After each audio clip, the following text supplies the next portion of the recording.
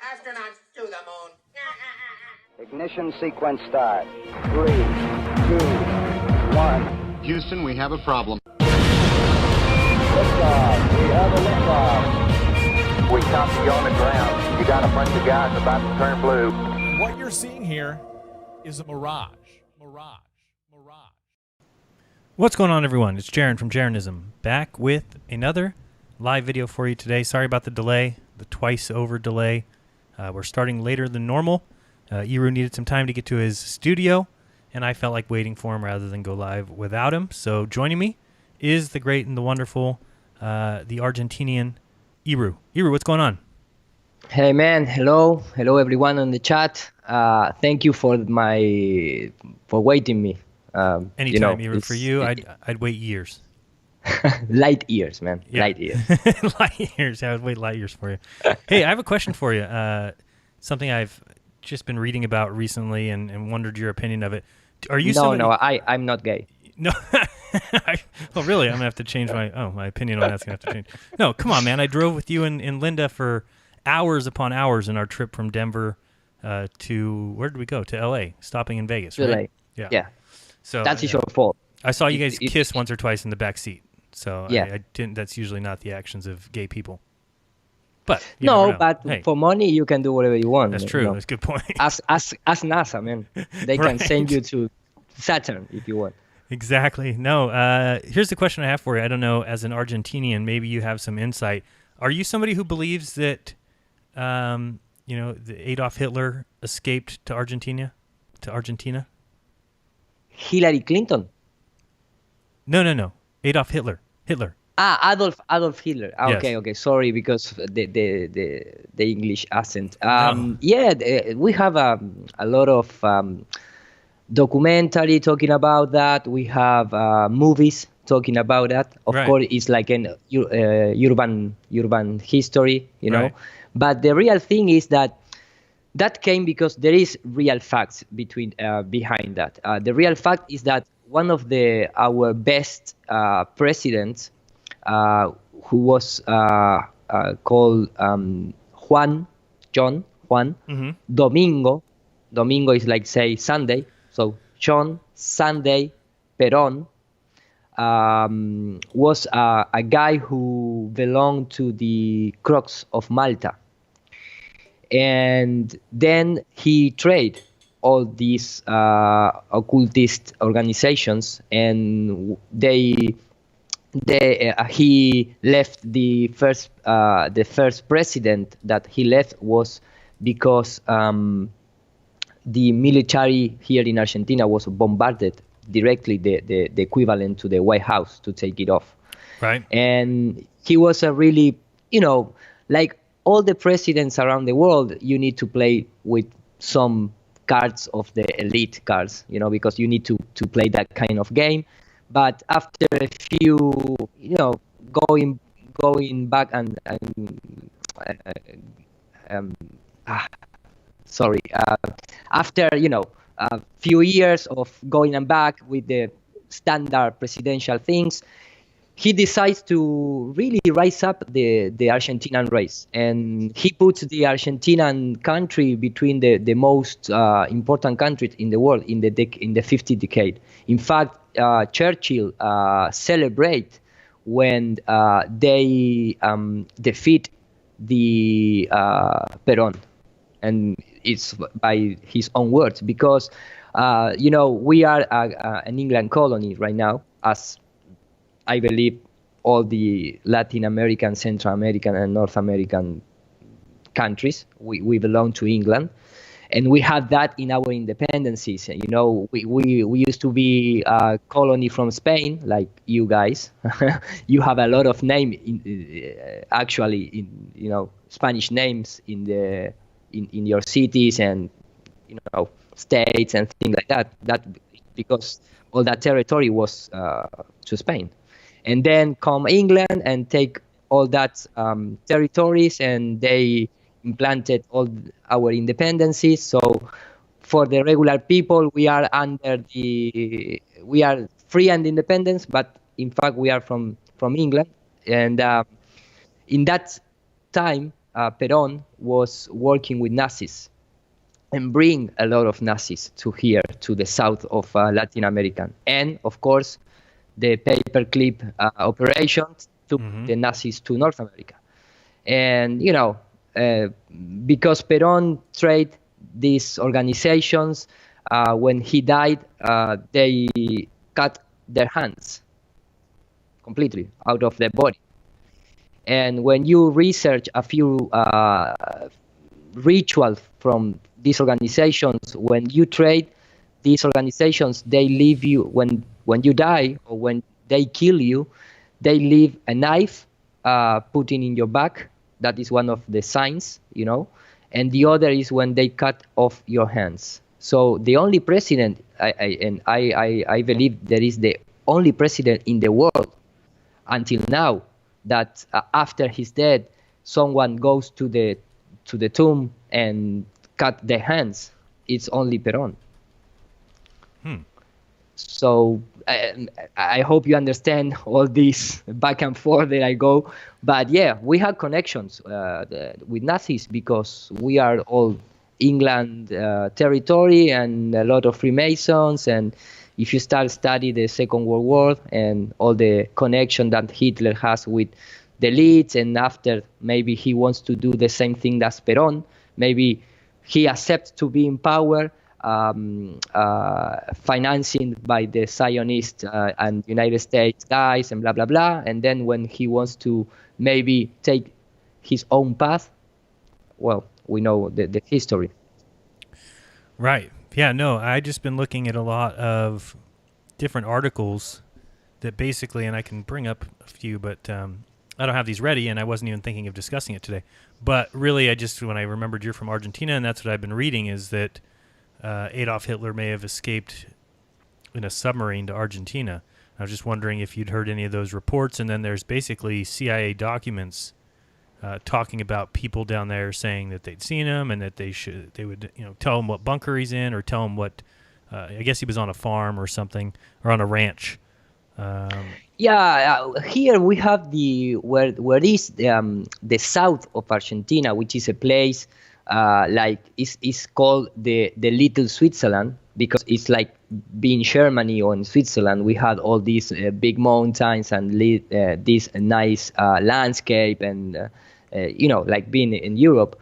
The complete south of Argentina was built by Germans, right, completely. Right. But right now, if you go right now, you are still have the opportunity to experience and see all these buildings or constructions and there's a lot of everything. It's just still everything Germans is today, like right? being German. Yeah, still today. Still today, it's no doubt that German people came and go to the south, because maybe the Italian guy, the Spanish guy, all that after the Second World, They came to Argentina, but they were to work in the capital cities and other states, blah blah blah. But it's really funny because the Sherman people or the majority of the Sherman community go to the south, and another region full of Jesuits called missions. That is the name of the state. The name is Misiones. That, if I translate directly, is missions. So we have a lot of presence for Sherman community, and of course, the Vatican is behind of the Right. supposedly the Nazis welcome to other countries. So That's hilarious. That's what this this report that I was reading today had to say, and let me bring it up so people can see what I'm looking at. But yeah, they said a lot of it had to do with the Nazis. So this is a article from. Let me bring it excuse me, you are sharing the screen with the people on the live show. I just went back to my browser. It should be on there now. It might be a little bit Okay, behind. okay. So yeah, this express dot. Let me see what is going on with this screen. Oops, wrong screen. That one's going to be easier for you to see. All right, there we go. So it just says, are these classified FBI files proof Adolf Hitler escaped by submarine to Argentina? Very interesting documents from people that contacted the FBI out of Argentina saying, and again, a lot of it is redacted, so you have to kind of, search through it. But basically, some guy from L.A. Says he met a man at the time who was in a conversation with a man later identified as it's redacted, who did wish to disclose because of reasons that will be later explained, that he would have you meet them at a hotel. Anyway, basically saying, so if you go to a hotel in San Antonio, Argentina, I will arrange for you to meet a man there who can locate the ranch where Hitler is currently. It talks about one of the men that was there who met Hitler and his party when they landed from 2 submarines in Argentina approximately 2.5 weeks after the fall of Berlin. Redacted, continued to that the first sub came close to the shore about 11 p.m. after it had been signaled it was safe to land, and a doctor and several men disembarked approximately 2 hours later. The second sub came ashore, and Hitler, 2 women, another doctor, and several more men, ranking the whole party arriving by submarines. Approximately 50 were aboard by prearranged plan with 6 top Argentine officials. Pack horses were waiting for the group, and by daylight all supplies were loaded onto horses, and for an all-day trip inland towards the foothills of the southern Andes was started. At dusk, anyway, I could read it on and on and on. This photo is very hard to see, and I certainly don't think that's proof of anything, and I'm not even saying I believe it. I just was wondering if you had heard a lot of that. I know that there's a lot of these German colonies down there. So certainly interesting when you see documents that are just being released. And I don't mean just as in this week. I mean recently as in years ago. But anyway, very interesting stuff.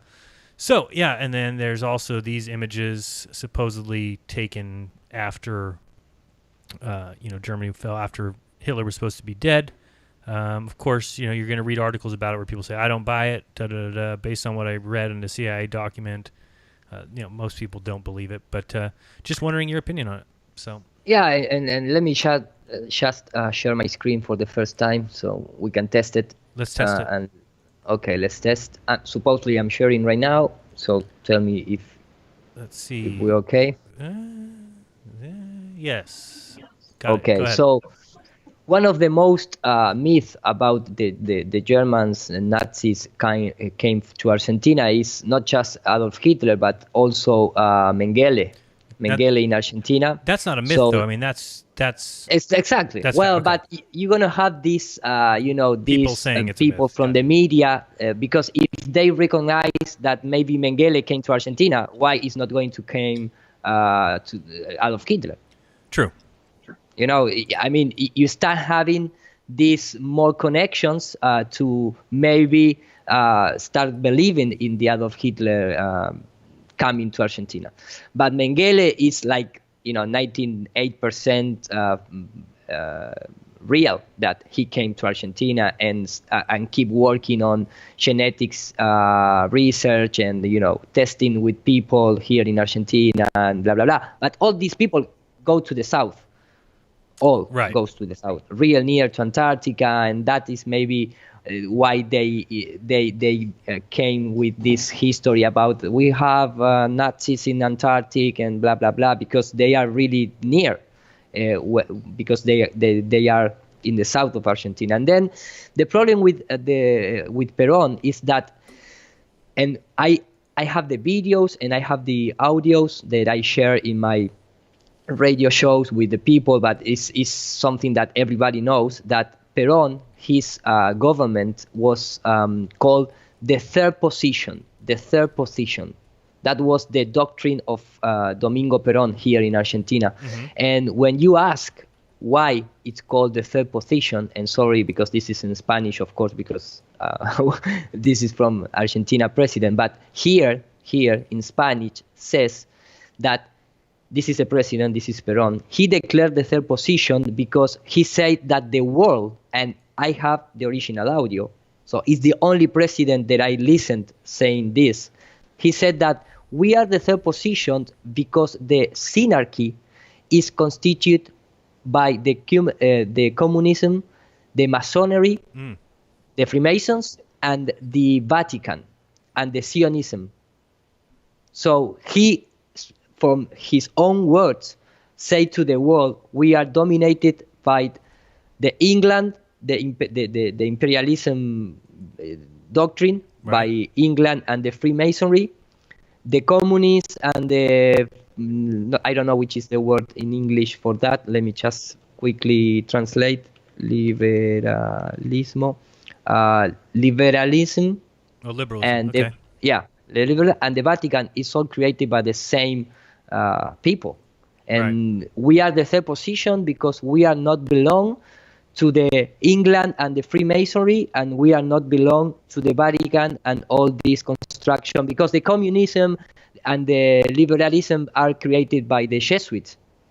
In fact, the first time that the Jesuits test the communism was in the country of the Paraguay with the Indians in the early 17th and 18th century, before putting into the Europe. And in fact, when you go to things like, for example, a Jesuit priest, the Father Stempfler, was the guy who wrote the book of the famous book of supposedly Adolf Hitler, Mein Kampf. It's not from the original Hitler. It was written by a Jesuit. It's not from Hitler, that book. Right. It was written by a Jesuit. Exactly, like always. Right. But yeah, it's a really interesting topic to research the history. In fact, where the last video that you post, that NASA going nowhere since 1958. The nice thing about that I really love is because you present history videos, with all the president talking about going to the moon. No, we are not going to the moon. And I really like, for me, become a flat earther is really easy, because you take the water doesn't curve, nobody tests the rotation of the translation of the earth, and we see objects beyond the supposedly curve. But when you start research into the history, that is really, really nice to, go. Yeah, no, and a lot of people, I saw some comments. Some people really liked it, some people didn't. Asked a lot of questions about. I thought you were going to do a video about how NASA's gone nowhere, and instead you did it about the presidents. And I said, no, that was the plan. Once I realized that, I just wanted to show people, and there's so many things. Iru, you know about this. I mean, there's so many things that we could talk about when it comes to NASA that I figured you're going to have to do them in segments. You can't do one movie. No, it's impossible. It's impossible. So, I said a good place to start would be just showing that they continue to talk about going somewhere, yet have never gone anywhere, and yet it's continued to be allowed, and I'll show more of that, today. We'll be able to show you some of that. But that's really the point, was just to start small, and kind of with my first movie, did a little bit of the presidents and just show the historical footage and just show that it just continues to go on. And it's continued on till today with Trump. And by the way, I was trying to find, that's why I'm stuttering here, I was trying to find the article that I found that said that there was a girl at a hospital who remembers a man coming in being sick by the name of Adolf Leipzig, and he went into the hospital and she told him to leave because she knew that it was Adolf Hitler. At least this is the report. And then, so I'm trying to find here if I have that paper. But basically, she told him to leave, and then they told her no, that he was ordered by the Vatican to go there, and that she had to cure him. She had to take care of him. Oh, right here. According to Simonini, an unidentified Polish run recognized an early elderly man due to have an operation at a hospital in, is the name of this city Cuiaba? Cuiaba? Can you share my? I stopped sharing my screen, oh, sure, so you can share your screen. Okay. And I can see it. And let me see here now. Share screen. All right. So this is, and people are just looking at your logo now. Let me bring up my browser. All right. So I'm not sure if you'll be able to see this. Can you see this word here at a hospital in Cuiaba? I don't know. Cuiaba. Yeah. Cuiaba. No, I never heard about that before. Oh, okay. And it says in the early 80s as Hitler and demanded he leave, but was reprimanded by a superior who claimed that he was there on Vatican orders. Conspiracy theorists have long argued that Hitler escaped from Germany and fled to South America following fellow Nazis Adolf Eichmann and Joseph Mengele. So anyway, I guess they wrote a book. These two British authors wrote a book about it. Claimed in a 2011 book, Grey Wolf, the escape of Adolf Hitler, that the Fuhrer fled with his mistress Eva Braun to Patagonia and had 2 daughters before dying in 1962, age 73. It was also made a documentary film. So, yeah, I mean, people have probably seen it. There's so many documents here. This is the FBI vault where you can go through if you want to see all these people, that Adolf Hitler may be staying in Argentina. This is October 2nd, 1945. And you can just flip through document after document. Hitler is in Argentina. These are documents that got released, November 14th, 1945. Another and person. I'm his son. Yeah, no. Hitler's in Argentina, and I am his son. That's going to be released later. Okay, sorry, man, sorry. No, but the real thing for me with all this, for me, it's true, or is probably true, right? Because it doesn't have. I mean, we have a lot of evidence and real evidence that some Nazis goes to North America, found NASA, and others goes to South America and start research in genetics and medicine and all that kind of stuff. So that is a real thing. And also there was some Nazis in Brazil. I mean, that is completely true in history. That is not even a doubt. But the thing for me is it's like the Osama bin Laden thing. I mean, why they never show the body? Yeah, I know. I mean, even when we talk about of CGI involved in the space program, but if you're trying to search if you're trying to search the body of Osama bin Laden and the operation is also CGI. Have I told you my connection to that story? No. I don't know if you know this. Okay, so my brother, he's my half brother. He's my dad's son. Yeah. Still my brother. He was in the Navy and was there for 25 years until he retired. But he was on the U.S. Carl Vinson when Osama bin Laden's body was dumped off. And so I was like, oh, great, I want to talk to him about it, So I called him up, and he was at home in Oxnard, I think. And he said, and I said, so you were on that at the time? He's like, oh, yeah, it was really crazy. And, they delivered his body on a helicopter. I'm like, well, did you get to see his body? Did you get to see, them open the box that he was in or anything? He's like, oh, no. He's like, as soon as the helicopter landed, they put the boat on lockdown. I'm like, well, what does that mean? And he said, every single person on the boat had to go to their room, and they locked all of them in their rooms so that they could give him a proper burial at sea. Wow. And I'm like, dude, you didn't get to see any. Why would they do that? Why would they put you on lockdown and give Osama bin Laden a proper burial at sea? It doesn't make any sense. No, it makes sense. Any sense, man. Yeah. It's amazing because when you research into news and trying to find some videos from CNN and all that kind of media channels, they are all CGI. Right. They are all complete CGI. I mean, they are, all these representations with soldier and the helicopter, but it's all CGI. There is no even the real body of Osama bin Laden. Even they don't even trying to fake a picture, nothing. And when you go to the Hitler, why nobody found his body? Right. And even I think that they've done tests on the teeth, and they came up that it's not his. And in fact, I think they came up that it's a female's teeth. Those are the teeth that they used to tell people that it was Adolf Hitler. Yeah, It's so ridiculous. And a friend of mine that lives in Germany, in Frankfurt, he typed me via WhatsApp, and he reminded me that we also have Walt Disney came to Argentina, and that is and also a real thing in 1942. And he came to Argentina, and he inspired to create the movie of Bambi. I don't know if this is the same name. Yeah. Okay. And in fact, Perón, here in my city, in city of La Plata, we have like a mini Disneyland.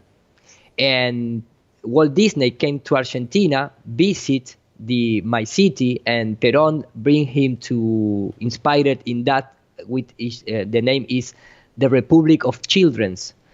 Because it's like, for boys, for children's. And he came, then Walt Disney came to, or go back to United States, and he created the Walt Disney World and all these movies, because Bambi was inspired in the south of Argentina. So, I mean, you have that connections, we all see Walt Disney participating in the space program with Wernher von Braun, with Nazis, so. Right. It's crazy is that, it's the same thing, though. When you came back and said, oh, you think that, it was CGI or it was faked, it would be the same thing as the people who say that their father worked on the Saturn V. If I told you, that's bullshit, Eru. My brother was on that boat.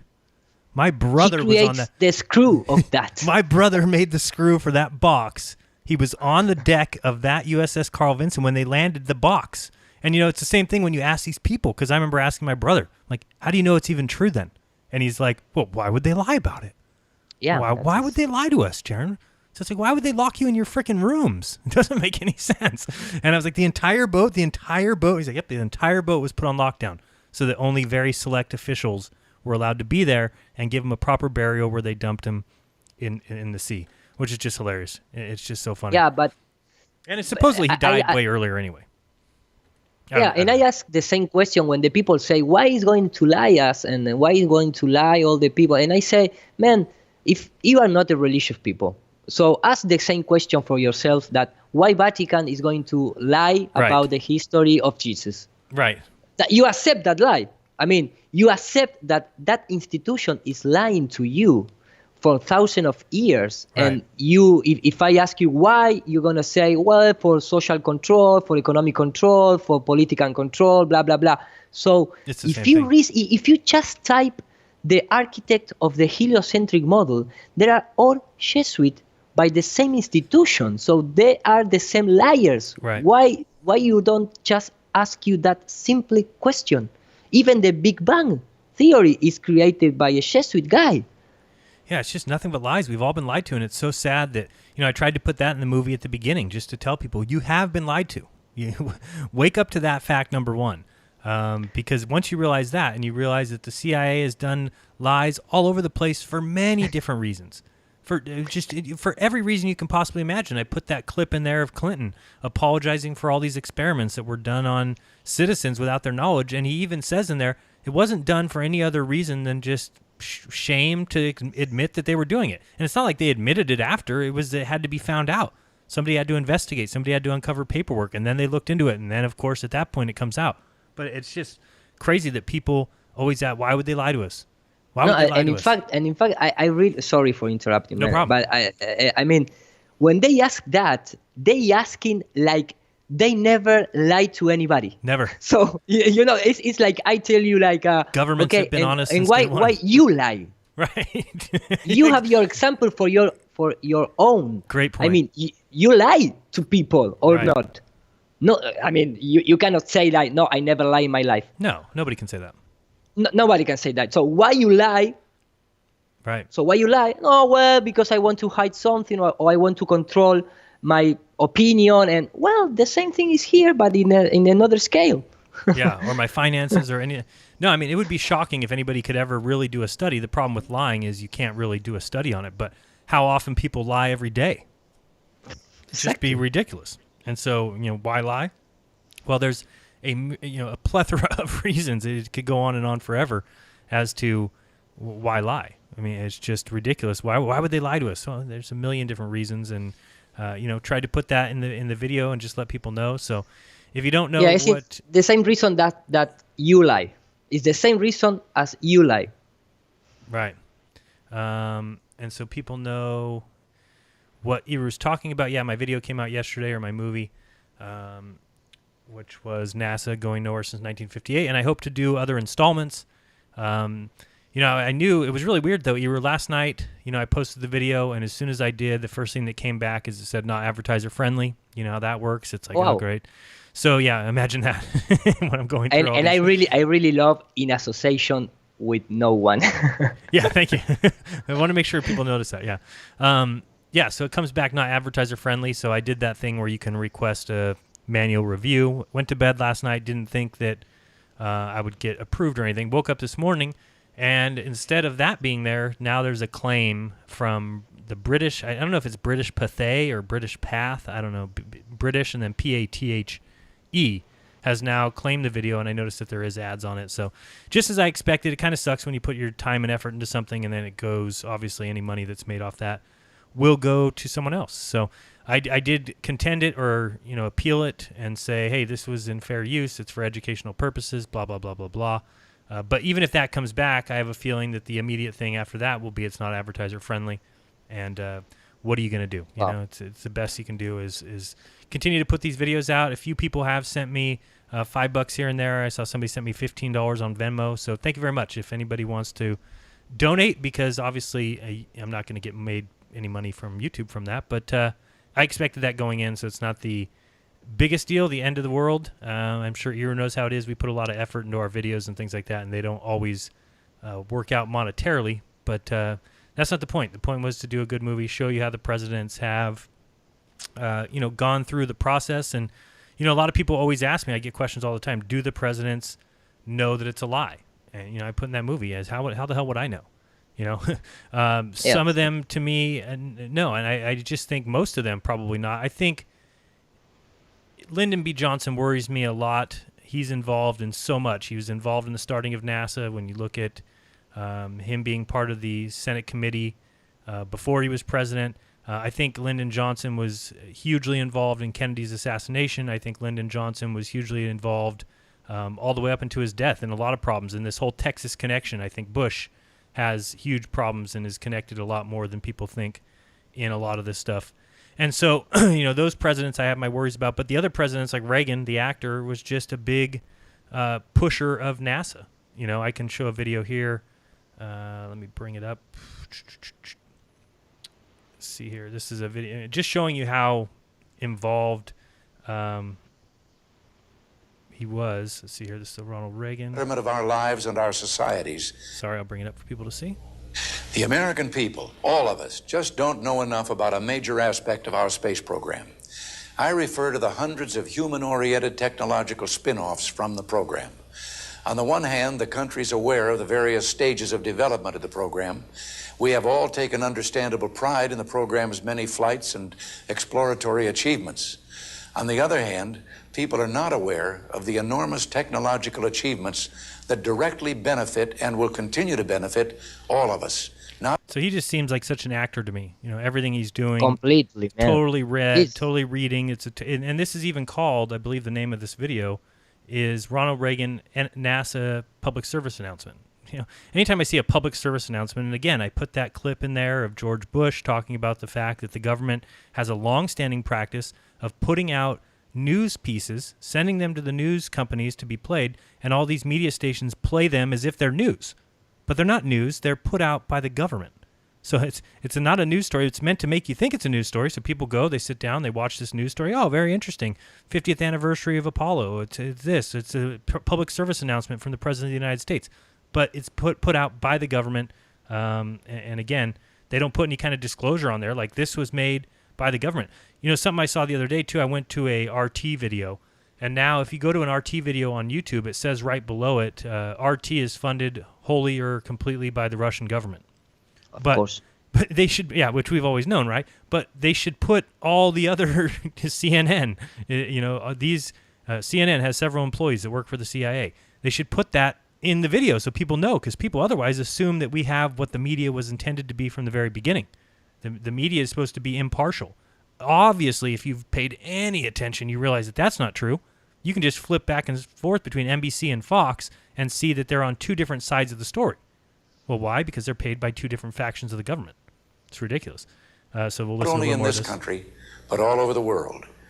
As the private sector directs these technological advances toward the betterment of our lives and our societies, the space program will continue its role as a harbinger of progress. Even with all that has been accomplished, Gets we're disappointing after a still while. only at the dawn of the space age ahead of us, and for all generations to come. All generations to come will be at the benefit of the space age. It's just constant nonsense. I put the video of Carter and Ford in there where they're supposedly talking on satellite, going back and forth, like talking over each other. And I'm in California. California? Oh, great, you know. And then at one point they're talking about, and in the future you will see, huge groundbreaking discoveries and cures for cancer and all. Where was those? People just hear it. It gets pushed out. It's coming. We're in the space age. It's going to be great. We're going to have flying cars. We're going to have colonies on the moon. We're going to have a moon base. We're going to have a Mars base. We're going to have habitats there. It's so ridiculous. You know who I saw, wised up the other day was non-scientist Bill Nye the Sci Guy, who said that nobody will ever live on Mars. He's just like, it's ridiculous. He's like, anybody who thinks that is out of their freaking mind. We can't even take care of this planet. As he called it, but we can't even take care of where we live, and people are thinking that somebody's going to go to Mars and they're going to live in a little dome and they're going to live in a little suit, and who's going to do that? It's just ridiculous. They've convinced people that this stuff is going to happen or that it's important. But you are not thinking in the fourth dimension, said the Emmett Brown in Back to the Future. I mean, you need to think in thousands of years. We start living in the dome, but century after century, that dome become, a really huge, habitat. Oh man, I gotta start thinking in the fourth dimension, I guess. Exactly. Somebody sent me this video the other day, just to show you how thick is the nonsense getting. Watch this. This is From the hilarious. Library of Congress in Washington, D.C. Thank you, Library of Congress. I'll probably pause it every once in a while so I don't get any copyright. There is no place like space. You're absolutely right. There is no place like space. She's right so far. Let's continue. Grandpa, look what I'm reading. Have you read about astronaut Abby? No, I don't read that bullshit. Oh, no, that's not what he says. Hold on. Oh, sweetheart, I'd love to, but the print is just too... We got the pilot's hat over here. We've got the American flag. We've got this decorated Army veteran over here. We've got the child and the flag and the child talking about, and then look at right here. I didn't even see this. She's asking him about space while he happens to have a Saturn V rocket on his desk. Small. But he says he can't read it because the print's too small. Oh, lucky we can go to the internet. Hey, sweetheart. There's no place like space. Thank God he got to read the book. My book? I listened to it. Thanks to you two, I enrolled in NLS. NLS is And now she's got the and globe. the glove. She's got the little rocket here. a free library service from the Library of Congress for people who have he's so difficulty proud. reading print due to a visual or physical impairment. Lifetime membership. Here comes the shuttle. Gotta have the shuttle. Here's the American flag behind her head. It's just celebrated. Are Celebrate free, it. and all NLS patrons receive Oh, a free now talking. she made a little box and put herself inside of it, which, I'm actually look at this again. This is almost better than the lunar lander. Almost. It's close. I mean, It's close. she could have spent another week on it or something. But you are the tinfoil. What is the tinfoil on that? Right, this thing would burn up in an instant. You got to have Exactly. tinfoil. That's Exactly. true. No, and by the way, they say that they're going to send a woman to Mars. Have you heard that? I mean, to the moon now. Have you heard that one? Yes. I think I know why. Here in Argentina, we have all that news, and nobody good. has the proper suit to put the woman. So Well, I was thinking they the don't reason go. The reason to I the think space. NASA decided to send a woman this time is because they realized that no man could get through the Van Allen radiation belts. So maybe the woman did. Receive a free Talking Book player upon enrollment. Just hilarious. That is so funny. I mean, it's just laying it on so thick. Here's another one I want to show people. Let me bring this up real quick. Oops. My video is still playing. Let me say, this is a Scott Kelly guest stars on Mission Force One, this cartoon. Pretty classic here. Let me show you this. Actually, I should probably play it small. I don't want to get in trouble for it. And this is in the way. Sorry. Got to fix a few things. There we go. I have a few things to show then after this. Okay. Okay, let's watch. Because you are in the in comedy mode, so I have my own comedy. Let's do some file. comedy mode.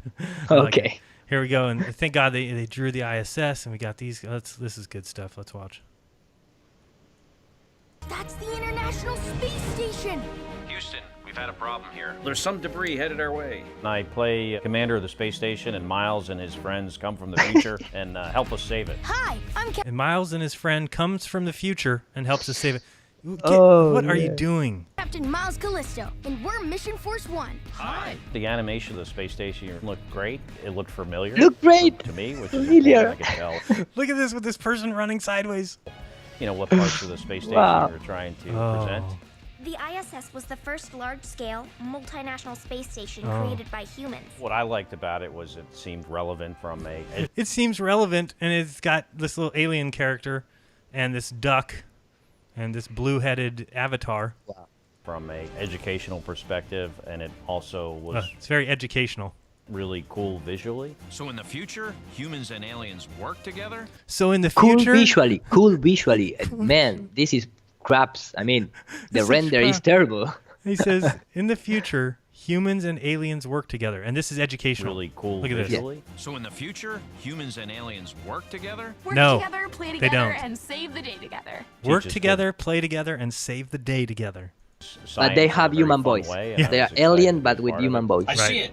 And they speak English. They speak English. My message when I... And they can't really fly through the galaxies. Well, they can. They can go from star to star. It's really easy. But when they get to New Mexico, sometimes they crash. Gotta be Talk careful. about the space program is find things that challenge you and work hard at them. There's all kinds of opportunities out there. Look at this guy's You face. can do it. Let's get the job done. I'm here to tell you, if you can dream it, you can do it is not true. Okay? I don't care what anybody does. If you can dream it, you can do it. Oh, boy. Yeah, so that one's pretty funny. We'll go over and switch over to a Eru feed. Eru's got some comedy to show us. Okay. Let me just arrange a few things here. Wait, am I stop I'm start sharing right now. Okay. So first of all, going back in time, this is the Republic of Children, and then you have Walt Disney World. It's so identical. I want to leave. No, Republic of Children, Walt Disney World. Of course, you are American guys, so you do better than us because we are a third-party country. You are the first world country, so you make a little better. But when you start looking this is a Jesuit church. I mean, at least our Republic Children is less Jesuit than yours, man. So that's the first thing. The second thing is that this is really Walt Disney in Argentina, going to the that might be the original Club 33 that he came out of there. Yeah, exactly. You have Walt Disney here eating the famous Argentinian steaks. Children? Steaks. Steaks. Drinking mate. All the things that you're never going to do, maybe. But, playing the guitar with people in Argentina. And so he came to Argentina. Yeah. And it's a real thing. And he inspired to create Walt Disney World. He was with the president and blah, blah, blah. So we have a lot of nice picture of him with a small hat right there. Yeah. So we have these guesses. So that's done. Then, talking about comedy, I showed this a few weeks ago in one of my live shows, and that because I was talking about all the missiles and rocket technology, But the Russians are like the top ones in all these things.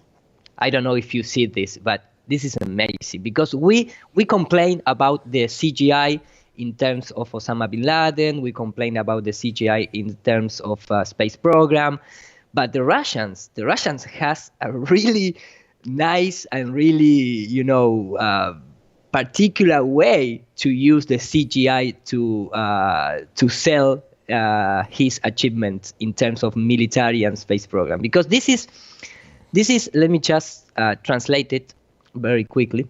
Mm-hmm. This is a presentation of the Russia present a cruiser missile without unlimited range. Unlimited range. Unlimited. Okay, and this is official news.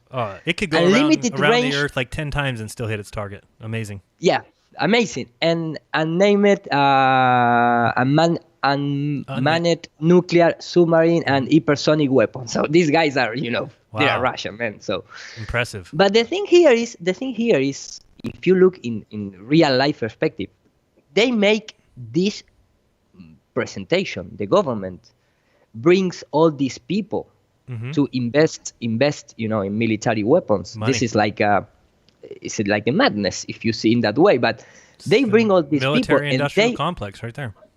Exactly, and they create this event to present the first unlimited range cruiser missile. So you expect that you see a demonstration, of course. So they let me just play this, and this is for RT News official. So I hope it's in English. Okay. So they give the conference, and this is the final video to show that missile. True. So they start with real images, real video feed. Right. There is the missile. They put a camera to the side of the missile, which is something cool. Unlimited you can see range. here. Oh man, you see the camera attached to the missile. The missile is going to somewhere. Unlimited range. Unlimited range, exactly. You have the missiles in this top window, maybe from the ground. So you expect to see at least, I don't know, a few 100 kilometer travel. Of course. Why wouldn't you? In the best part, they go to this. Oh boy. And this is but this is showing to the people in that audience. And look how many things the missile can do. You can drive the missile with your keyboard and do these things. You can go between mountains.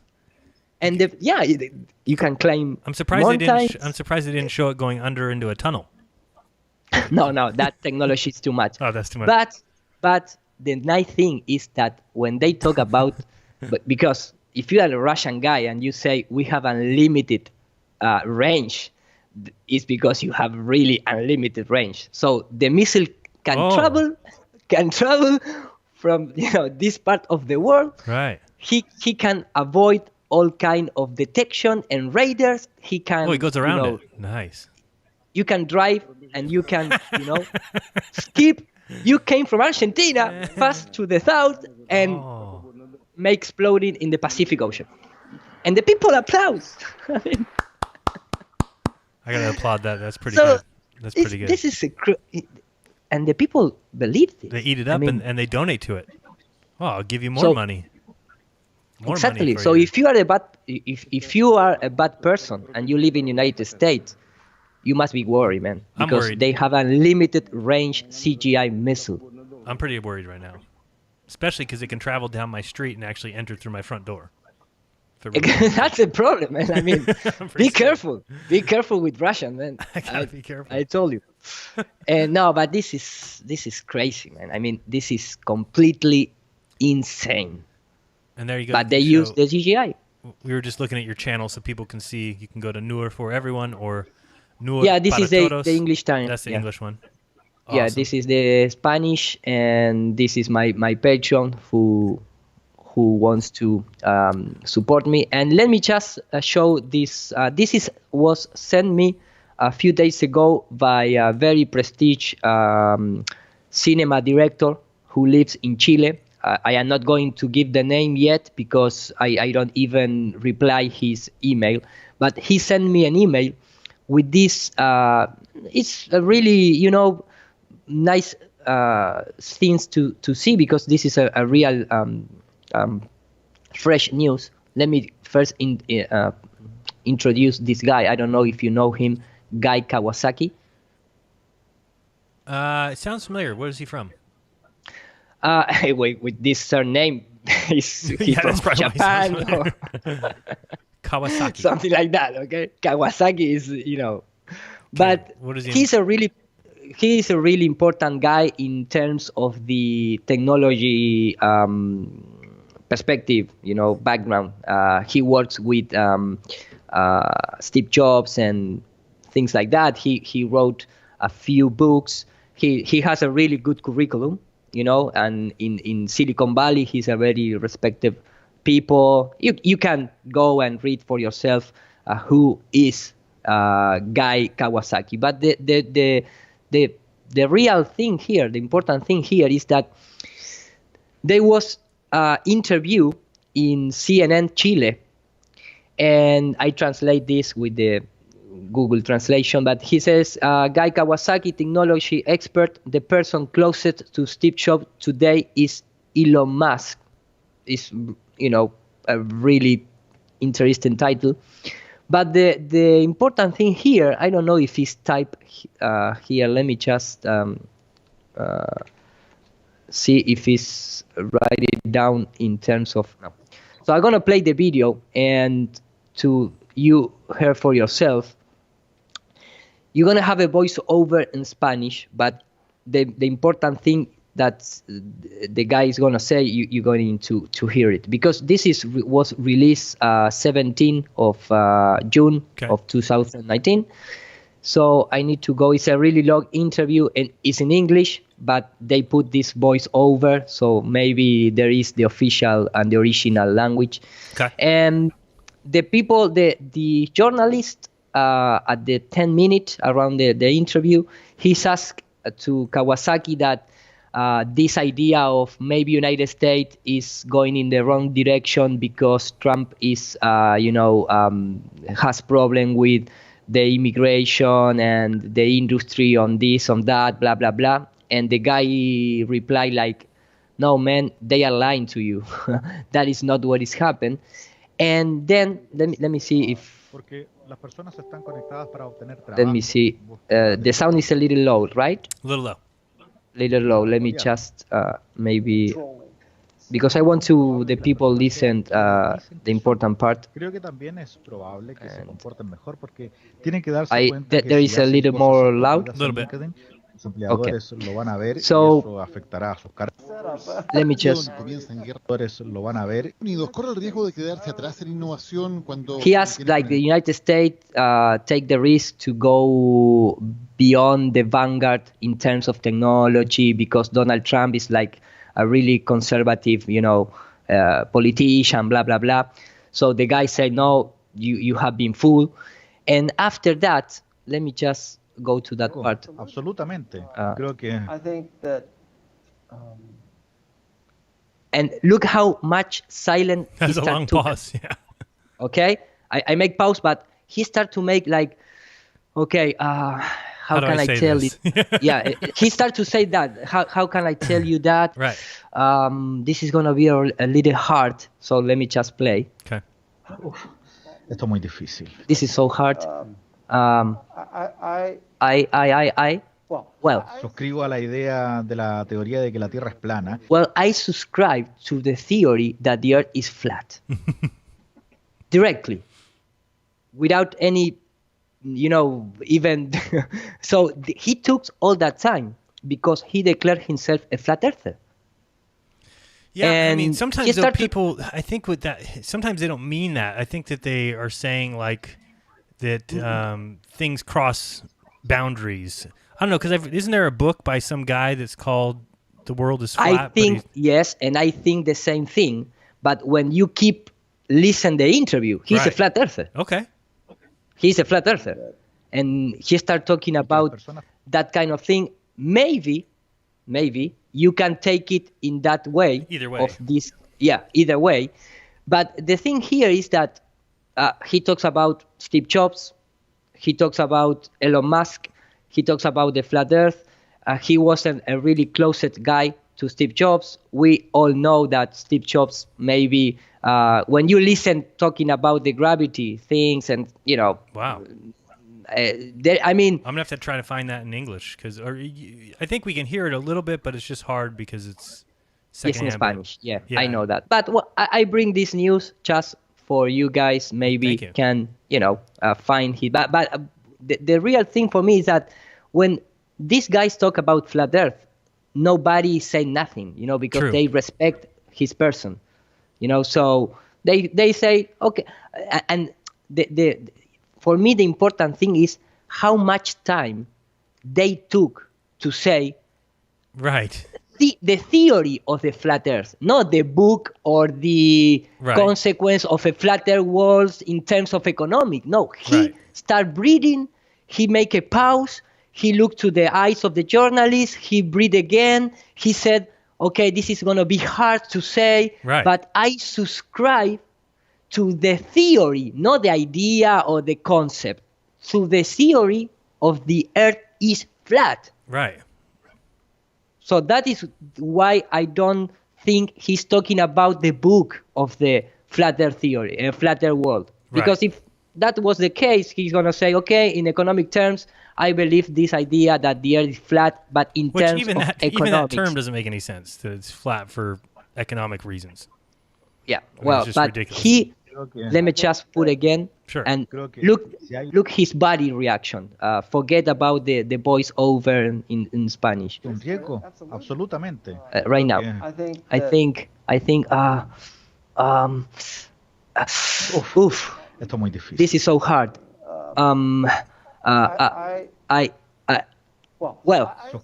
subscribe the idea that the theory of the Earth being flat, and que las personas alrededor de todo el mundo tienen la and the people all around the world has the opportunity to create his own create his own future and blah blah blah blah. So if you see his body reaction, and he said the theory of the flat Earth, he's talking about a theory of the Earth being flat. Not in economic terms, not in concept terms. I believe it's in scientific terms. And it might be. I just think I've looked at that before because I've seen a couple other people say that. And usually they say it and they're talking about in an economic world. And I always chalk that up to the idea of we think of the world as being a pyramid, right? And I've heard them talk before and they say, oh, no, that's not true. The world is not a pyramid.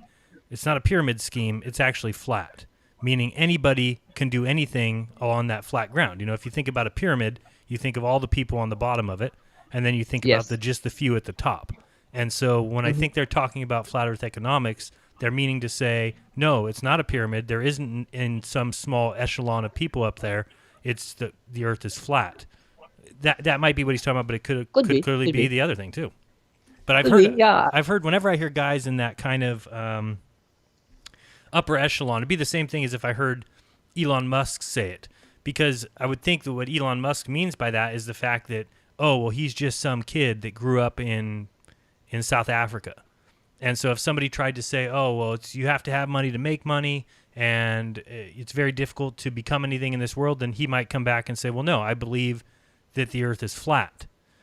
Because what he's saying is he didn't have to climb any real pyramid. He just got lucky, and so everybody has the same chances, and there is no pyramid you have to climb. But again, I could be completely wrong. I haven't heard the interview. I'd love to hear the rest of what he actually says, though. Yeah, I completely agree with you. It could be in terms of economic and all this, like we have all the same possibilities and the same position, and could be that. The thing that surprised me is how much preparation he took to say that I subscribe to the theory of the Earth could be flat, or the theory of the flat Earth and blah blah. So, if you're talking about in economic terms, I don't think you need to have all that preparation. Even you can write a book and say the Earth is flat directly without any preparation or any kind of explanation before that. I mean, that is the only thing that calls the attention of this interview. Just that. Yeah, no, Okay. Totally. Okay, and there's your patron. I think you upped from last week. I think you had... Yeah, two more patrons I have, and I believe one was from United States, and the other one it was from Latin America. So thanks for all two guys. That's perfect. Thank you guys so much yep. for helping Iru out. I do want to read a story real quick, and then I want your opinion on this. Okay. Iru I'm stop sharing, so you stop can sharing. share I'll read that. the story real quick.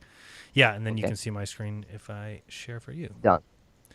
Okay, so I want to read this entire article, if I can bring it up here, because I think there's so many important parts in it, and you have to kind of understand the entire article to catch the drift, or at least one of the parts that I have such a problem with anyway.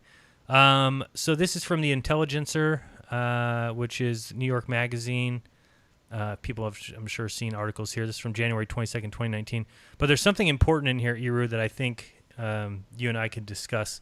So anyway, it starts out, and everybody remembers, or I don't know if you do remember, but at one time you had Trump speaking to the members on the ISS. It was the two characters on the ISS, and they had like yes, some I phone remember. call. Yeah, unfortunately, right? Okay, so Yeah. let's read this article and then pull it apart a little bit. Oh, by the way, there is a super chat. Thank you so much for the $5 from Paraplegic Bear, who said, "This is for your movie. Great job. And now you're telling people to grow their own food. That's the final straw. You're on the small hats naughty list." Thank you very much. I appreciate that. All right. Excuse me. I'm going to clear my throat here to breathe. Okay. So we're just going to start reading this article. It says, Donald Trump nearly derailed a television call to the International Space Station after he got distracted. First by a sudden fantasy of going to Mars before the end of his first term in the White House, and then by a trip to the bathroom to check his reflection in the mirror, according to A Team of Vipers, which is a new book by Cliff Sims, who worked as a communications official for Trump on his presidential campaign and in the West Wing. The April 24, 2017 video call to congratulate the astronaut Peggy Whitson, who that day broke the record to become an American who has spent the longest amount of time in space, was an unusually smooth public event for the president. Trump sat at his desk in the Oval Office, flanked by his daughter and advisor Ivanka and astronaut Kate Rubins, and read prepared remarks off of a sheet of paper while other members of his staff, Jared Kushner, Reince Priebus, Sean Spicer, and Betsy DeVos, looked on. Suspended aboard the space station, Whitson and Colonel Jack Fisher fielded his questions, including what we are learning by being in space. The only major hiccup visible to the public came when Trump asked about Mars. "Tell me, Mars, what do you see a timing for actually sending humans?" he said. Whitson responded by noting that just a month earlier, Trump had signed a bill outlining such timing. "Well, I think as your bill directed, it would be in the 2030s, she said. "Unfortunately, spaceflight takes a lot of time and money, so getting there will take some international cooperation." Trump didn't accept her answer. "Well, I think that we want to do it in my first term or at worst my second term," he said. "So I think we'll have to speed that up a bit." By Trump standards, the comment barely registered as news. New York Times suggested that he said it perhaps jokingly. But according to an excerpt from the Team of Vipers obtained by The Intelligencer, Trump wasn't joking. He was suddenly very serious about getting to Mars as soon as possible. From that moment, Sims broached the subject of the video call to the space station with Trump. It seemed to inspire him into a chimerical mood. "We don't capture people's imaginations anymore," Trump said, in what Sims described as a rare moment of wistfulness. Trump continued, "We used to do big things, incredible things. No one could do the things we could do. You have to inspire people. They went to the moon. But the call would be great. Honestly, how cool is NASA?" Sims detailed the logistics, and let's look at this part because I think it's interesting. Sims detailed the logistics of setting up the call, something that required NASA engineers and diagrams of the Oval Office and a walkthrough beforehand. But the most important aspect of the plan, Sims learned, would be the timing.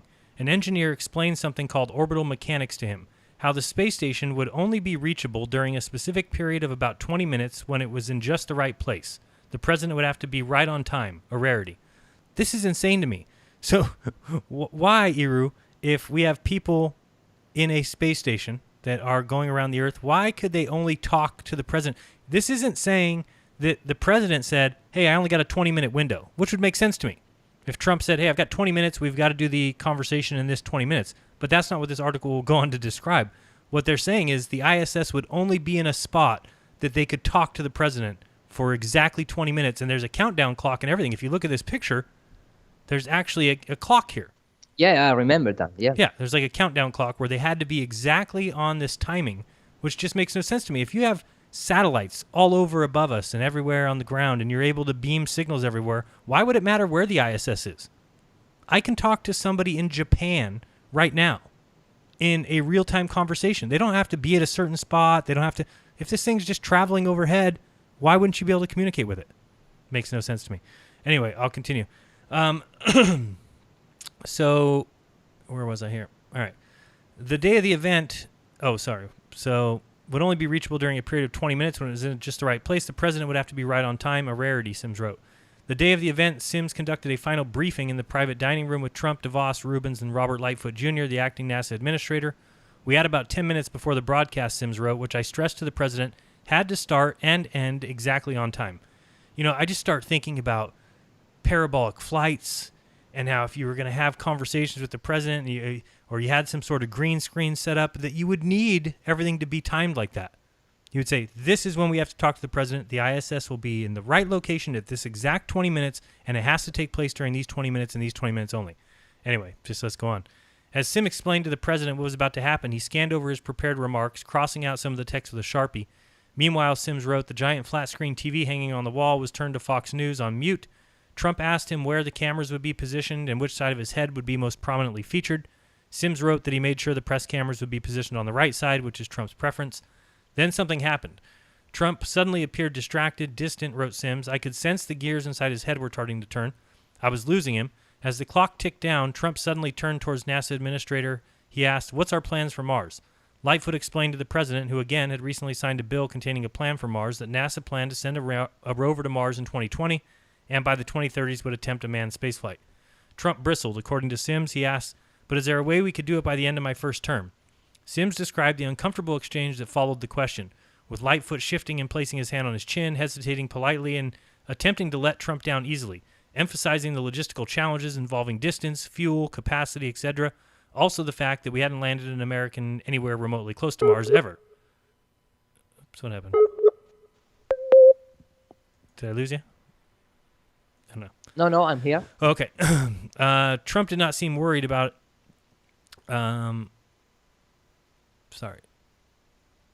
Sorry, he says Sims himself was getting antsy by this point. With the number of points left to go over with the president, all I could do was think about the fact that we had to be on camera in 3 minutes.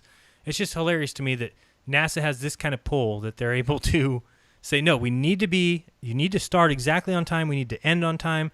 This is, NASA's doing, because they have some people up in a craft, 250 miles. That's it. Just from me to LA. It's nothing. And yet here we were casually chatting about shaving a full decade off NASA's timetable for sending a manned flight to the Mars, and seemingly out of nowhere. And remember, the title of this thing is how Trump offered NASA unlimited funding to go to Mars in his first term, and they told him no. It's just hilarious, and I put that in my movie. That I think it's classic that these guys talk about we never have enough money, we never have enough money, we don't have enough money. Everywhere, everything you see is these guys talking about they don't have enough money. And then you've got the President of the United States saying, I'll give you an unlimited budget. I'll give you all the money that you could possibly need. Can you take us to Mars? And their answer is no. Sorry. And they print the money. Right. It's just ridiculous. And they could give you whatever you want. NASA, you can have whatever you want to get us to somewhere. And again, it goes back to my movie's title, NASA going nowhere since 1958. And this will continue. Again, I pointed that out as well. 2024, when we're supposed to be sending a woman, again, to the moon, because I think that NASA realized that we can't get men past the Van Allen belts. Possibly, though. Possibly they can do it with a woman. But they're going to send a woman to the moon, and it's going to be delayed again. And we'll look at a few more things that have been delayed. The SLS rocket's delayed.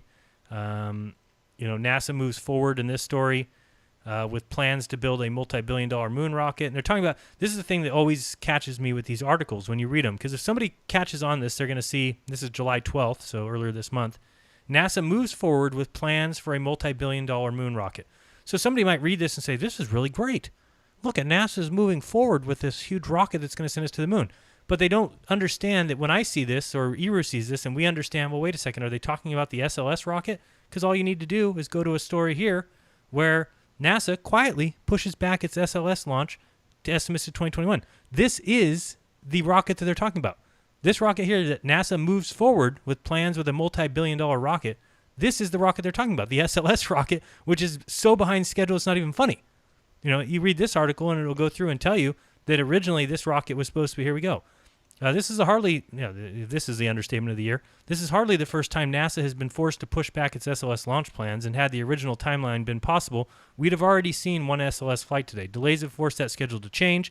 The expected first launch date was moved from 2019, now 2020, now it's in 2021. These delays have come at considerable financial expense to NASA, who now estimates the program will cost billions of dollars more than originally expected.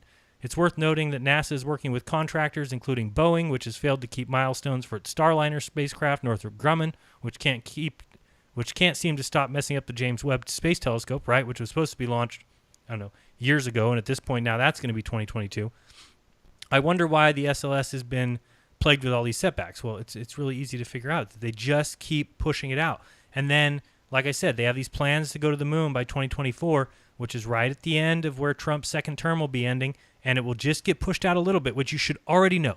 If you know anything about NASA, you know that they've never been on time for anything that they've ever said they're going to do, and so this will just be something that they'll be a little behind. They'll need more money. It'll get pushed into 2025. What will happen in 2025? There'll be a new president who will stand there and tell everybody at his inauguration speech, or tell everyone right after, that he's changing the direction of NASA. And it's become so commonplace now, and people just accept it. And it will be 2025, and they'll be talking about we're going to go to Mars in the 2030s. And by the end of that two terms, when we get to 2032, they'll say, oh, now we're okay. We think we should go back to the moon. We should go back to the moon before the 70th anniversary of the Apollo moon landings. And it just goes on and on, back and forth. It's so ridiculous. I'll continue and just finish off this article. If I can find where I was. Okay, I was here. I read that part. Trump did not seem worried about the time. Sims wrote that he leaned towards Lightfoot and made him an offer. But what if I give you all the money you could ever need to do it? Trump asked. What if we sent all NASA's budget through the roof, but focused entirely on that instead of whatever else you're doing? Could it work then? Lightfoot told him he was sorry, but he didn't think it was possible. This left Trump visibly disappointed. And if you remember that video, Eru, if you go back and look at it, he's like sitting there like pissed off the whole time, tapping his finger on the desk. Yes. Like, okay, this is protocol, but I don't want to be here. Right. It's just funny because then I read this story and I'm like, yeah, he was pissed off because here's NASA, we do all these great things and look at our science and this and that. And just minutes earlier, he had told the head of NASA, I'll give you an unlimited budget if you can. I'm sure he wanted to go on TV and say, guess what, guys, we're going to Mars by the end of my first term, or even if it would have been in his second. And instead, he was told, no, even with all the money you could possibly ever give us, we can't do it. And so he was pissed. That's why he was just tapping his hand. I don't want to be here. This is just going through the motions. But he, could have worked there. Lighton told me he was sorry. He says, this left him visibly disappointed, Sims wrote, but I tried to refocus him on the task at hand. We were now about 90 seconds from going live. Trump wasn't ready to refocus yet, however. As he walked with Sims from the dining room to the Oval Office, he stopped just outside the door, decided to stop in his white marbled bathroom for one final check in the mirror. He had 30 seconds before he was supposed to be on camera, and Sims was now fearing full-on panic. In the bathroom mirror, Trump smirked and said to himself, Space Station, this is your president. He told Sims to go ahead into the Oval Office, assuring him, I'll be right in. He made it there with barely a second to spare.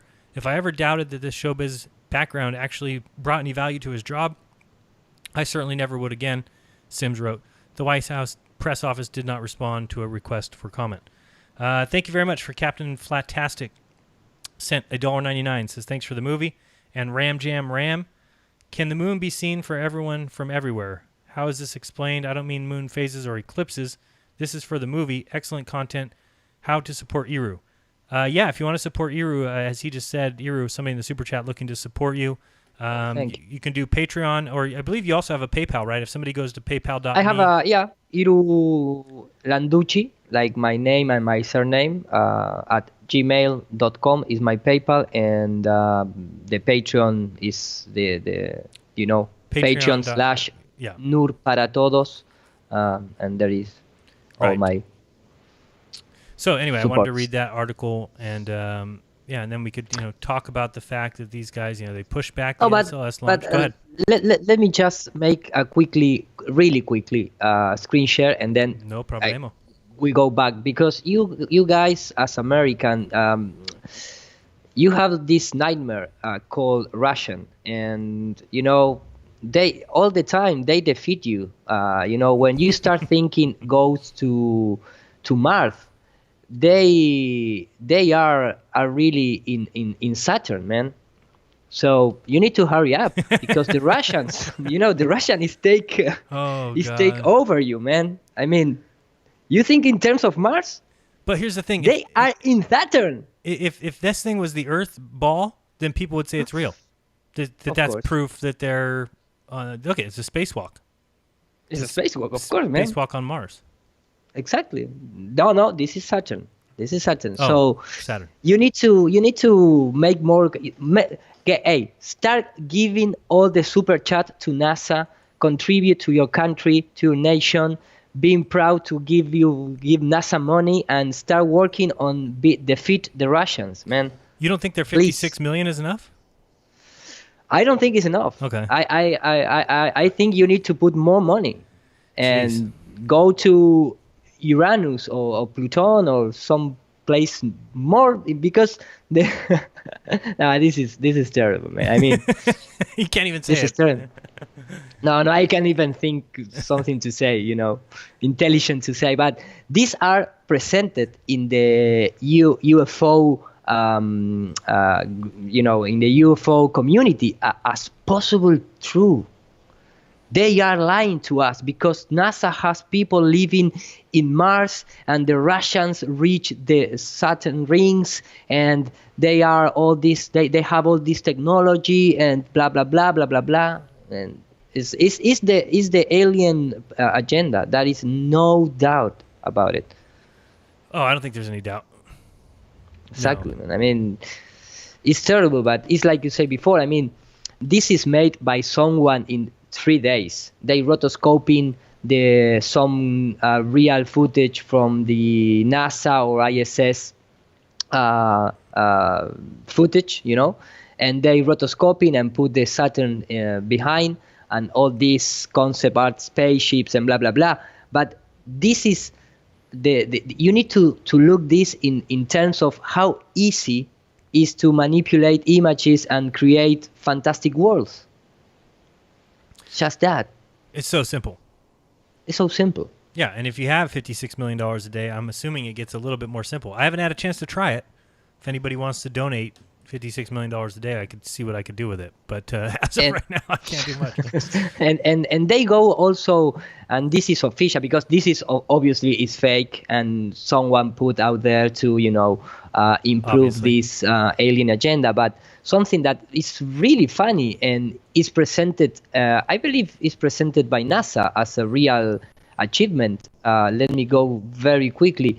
Because supposedly we land on one of the, I believe it's one of the Saturn moon, the Huygens spacecraft descends in, let me just take out the sounds and blah, blah, blah. Here, this is like official video reaching of Titan moon. And this is official.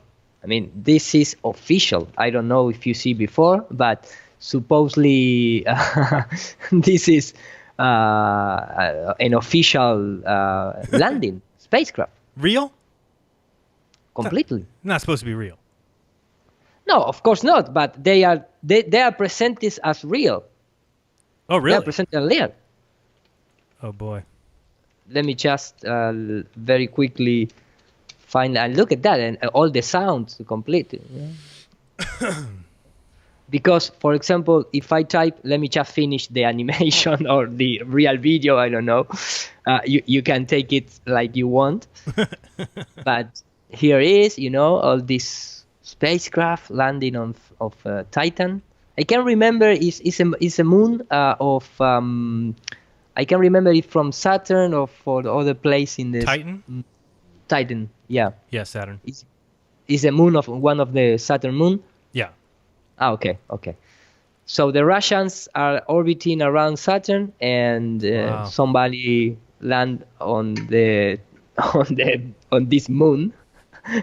but immediately what you detect is the colorized filter on top of this CGI simulation. I mean, it doesn't matter if you see in red color from the Earth or whatever. I mean, it's impossible to all the planet or all the moon or all the surface being red, orange. So, and here is again, but looking west. I am not going to turtle with this other animation, but supposedly this is a real picture. This is a real picture, supposedly. No. And, well, man, you say no, but they say yes. And then you go here and you can, there is Titan touchdown, NASA jet propulsion, science and fiction, real footage of landing of Titan, and blah, blah, blah. And there you have it. Such bullshit. There you have it. In 2004. So you have to 3.26 miles, million of dollars. Unbelievable. That was, to that animation. It's amazing, man. Well, I get back to you in studios. Thank you. Oh man, let me. I'm gonna bring up some images of Saturn here if I can find Cassini. Please. And see, this is always a funny site to go to if I can figure out how to get there. Raw images. Yeah, I'll show this. So yeah, if you ever want to see images of Saturn, let's see, bring it up here. This is the Cassini raw images, and you can just go and look through these. Usually, the best thing to do is you just put some number down here. I don't know, 450, and you get these wonderful images if you want to see any of them and bring up, like, these are the rings. Can you share with me? Oh, sorry. That's okay. Want to see. Share screen. Start sharing. I miss Bob in this moment. Be quiet. Okay. No. Hey, by the way, I saw somebody in the chat earlier saying Globebusters is done, but it is not. Bob will be back. Bob is moving. So we're not done. It's not over. I'm just taking that time slot for a little bit while Bob finishes up his move. So, hey, and I just got a text from Bob. Timing. Says, I'm watching you guys now. We will talk soon. All right. Yes. But Bob had asked me if he could mirror my video on Globebusters, which, of course, he can. All right. So this is the Cassini site, and you can just bring up these images. They probably are not. There you go. So there's the rings. No, man. There are the tiny rocks forming the rings. Right, tiny rocks. And so it's just fun because you can go down here. You want to see this is some moon or something. Look at that. Wow. It's really beautiful. We can see the highway there. And you put in any number here. Let's put in, I don't know, 509. Okay, there we go. So you can just do, there's 7,919 pages. Wow. So if you want to, this is good proof that Iru could never make this. Iru, could you make this image here? I don't think you can do it. Well, it'd be tough. I don't know, tough. Maybe with $10, I can make you. Okay. You know what? Go. I going to let me just share my screen a little one more time. Okay. Could I? Absolutely. Yeah. Okay. Let me just share my screen because I going to accept that you are able to give me $10. So I start creating right now. Here I am in After Effects, and I put, a few layers going back and forth, add a little dust, and pre-process and optical aberration. And but you know what? Because this is a cloud vortex with a radial distortion, so but I can create everything as this. But the real thing is that it's not believable. It's not believable if you don't add, if you don't create labels. Like you put in a magazine. So right. The important thing is not the photorealistic, creation. You need to add some label, and now is a real picture from Saturn. Oh, that looks rings. Good. Yes. It looks identical. So you need to send me $10, okay? I'm not going to, but somebody else might. Okay, maybe. But here is the official gpl.nasa.gov/multimedia/raw. It's very important to create a folder called raw, because that is why you go into the mind of the people saying this is a raw picture. And they have all these picture and they have all these artifacts because you are sending image really long away. Right. So maybe you have these specs. So this is the official NASA Saturn rings, and this is my Saturn recreation in 3 minutes of that. I think it's pretty good. I believe too, man. To be honest, it's a really good one. Okay. Yeah, let's. It's amazing, man. It's amazing. Let me see. I typed in another one here. We'll see if we bring it back over real quick. Oh, do I need to share with you? I'm stop sharing. Okay. Give me done, and remember to share with me your screen. I wasn't going to do that, so thank you for reminding me. It should do it automatically. That would be nice. We should ask them to do that. Do you see it now or no? Yes, I see it. Right. So we can look at some of these. I don't know if you'd be able to redo this one though. This is pretty tough. These ones here, really difficult to redo. These little specs. Oh man, no, it's impossible. Yeah, and they don't even have that is impossible. They don't even have large images. You can't even see it large. Like they just. Let's see what other good number here we can do. 603. Oh, those are really good. But when I ask people that for proof that NASA goes somewhere, this is what I get. And they say, see, they've got a craft out there circling Saturn, Jaron. It's like circling particles. Circling particles, yes. Such nonsense. Such nonsense. I did want to show something that is interesting. Let me see if we can bring this up. Iru, I'm going to have to show you from here, even though it's kind of small, sorry. But it will work. So I took this the other night just because... Now, remember if I can find my video. Yeah, here it is. Bring this up. Don't start playing it. All right. So I always comment about the ISS and the fact that we can't see, from the ISS at night, it shows no lights on the ground. And it doesn't show any stars in space, right? The reason that we get for that, or the reason they tell us, is because the camera settings are wrong. The camera is set wrong and it doesn't have automatic or whatever. I don't know. It doesn't make any sense. But what I did is I just saw that the ISS was about to go over the sky. And so I said, I wonder if my phone can pick up the ISS going above my head if I'm in the garage where it's very bright and I'm shining it at a light, and then I just walk outside and casually show the sky. Because if my iPhone camera can autocorrect enough to pick up stars, to pick up planets, then it makes no sense that whatever camera they possibly have on the ISS can't see lights in real time on the Earth. That's the thing. So let's see. So showing you this video here. This is in my garage, and I'm about to start walking outside. So we'll see. I'm just showing the bright light. This is just an iPhone camera. Walk outside, show you the lights on my lawn, my wife's car, and I'm going to look up at the sky here in a second, and you're going to see right there, that's Jupiter. And then I turn over here, and you can easily see the ISS. And if you can't see it on the screen, it's right here. In a second, I will show my camera go back to the garage, just because I'm saying, okay, why can't we show it here, show the garage light again, look up. I have to step back a little, and you're about to see Jupiter there. And then there's the ISS. So you have to really think about this, and the fact that when the ISS shows you so-called live views of the ground, that they can show you there's no lights.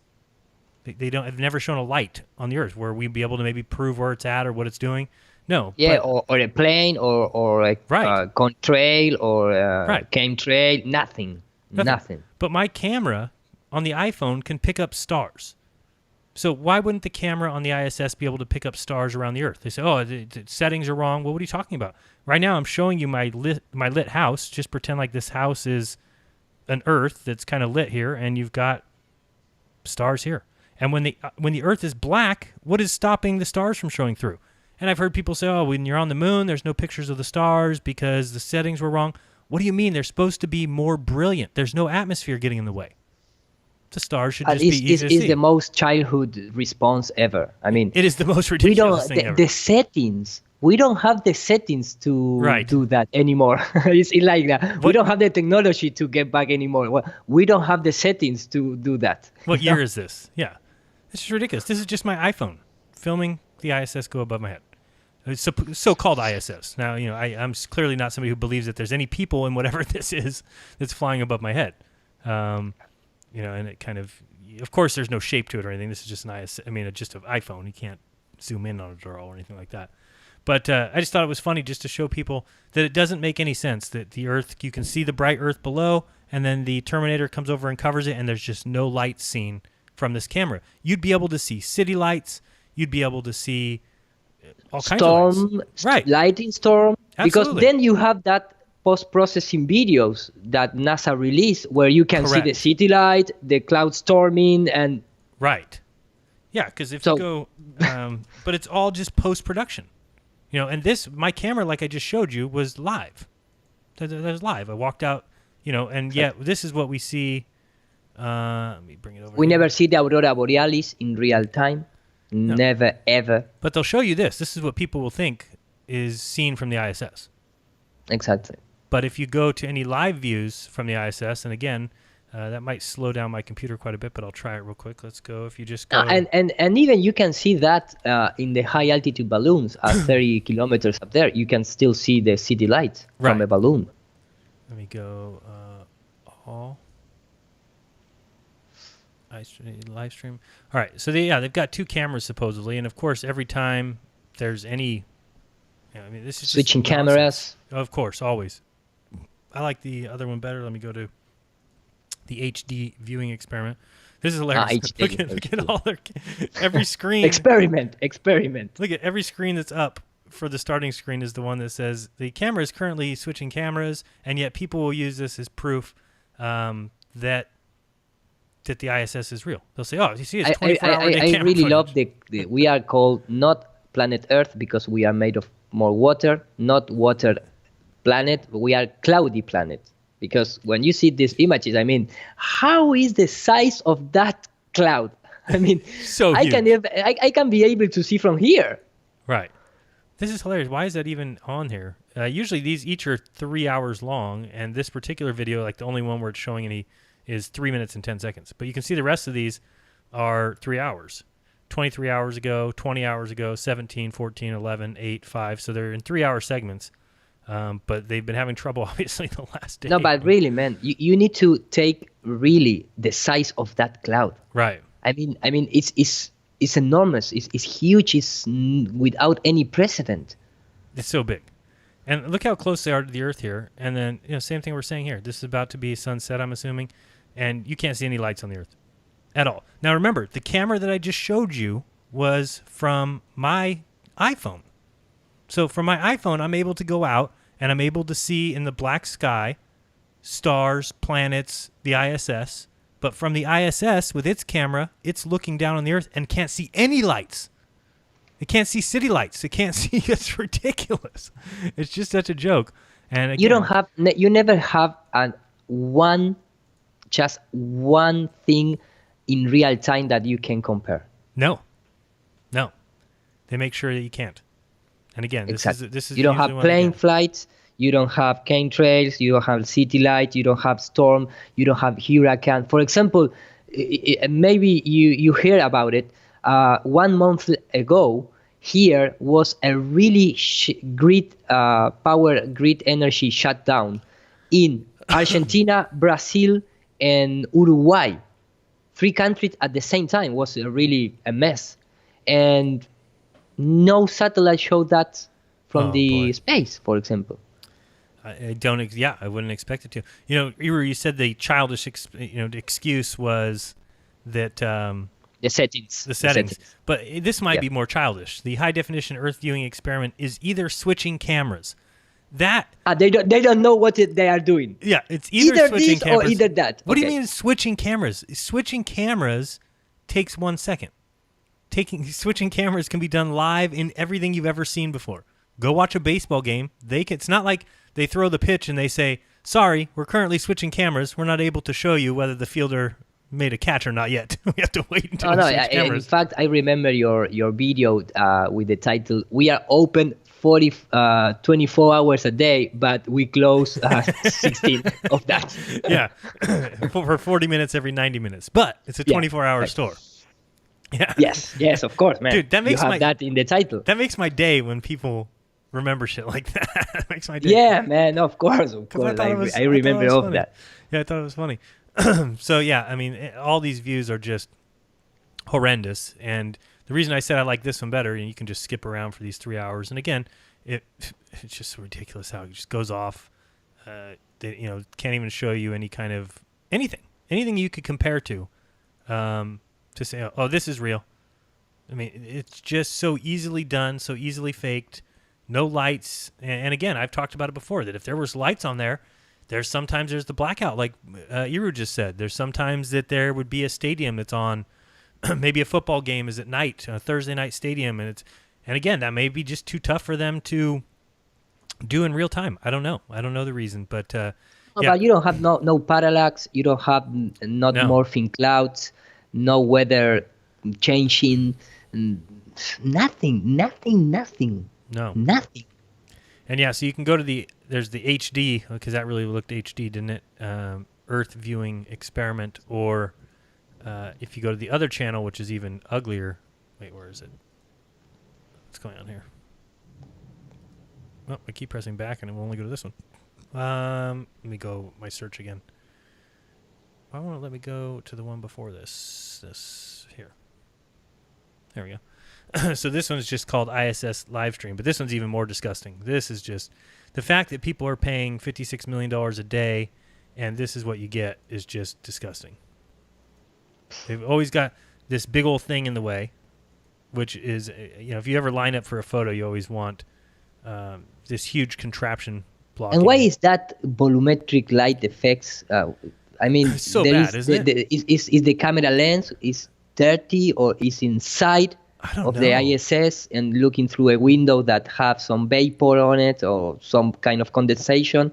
Because in the outer space, we don't have any particle to make a volumetric light. Right. So, and these purple lights, I don't know what those are either. The magenta. That is a moment in the night when the astronaut go to sleep together. So you need to look in that way, man. And their little stand-up sleeping bags. Yeah.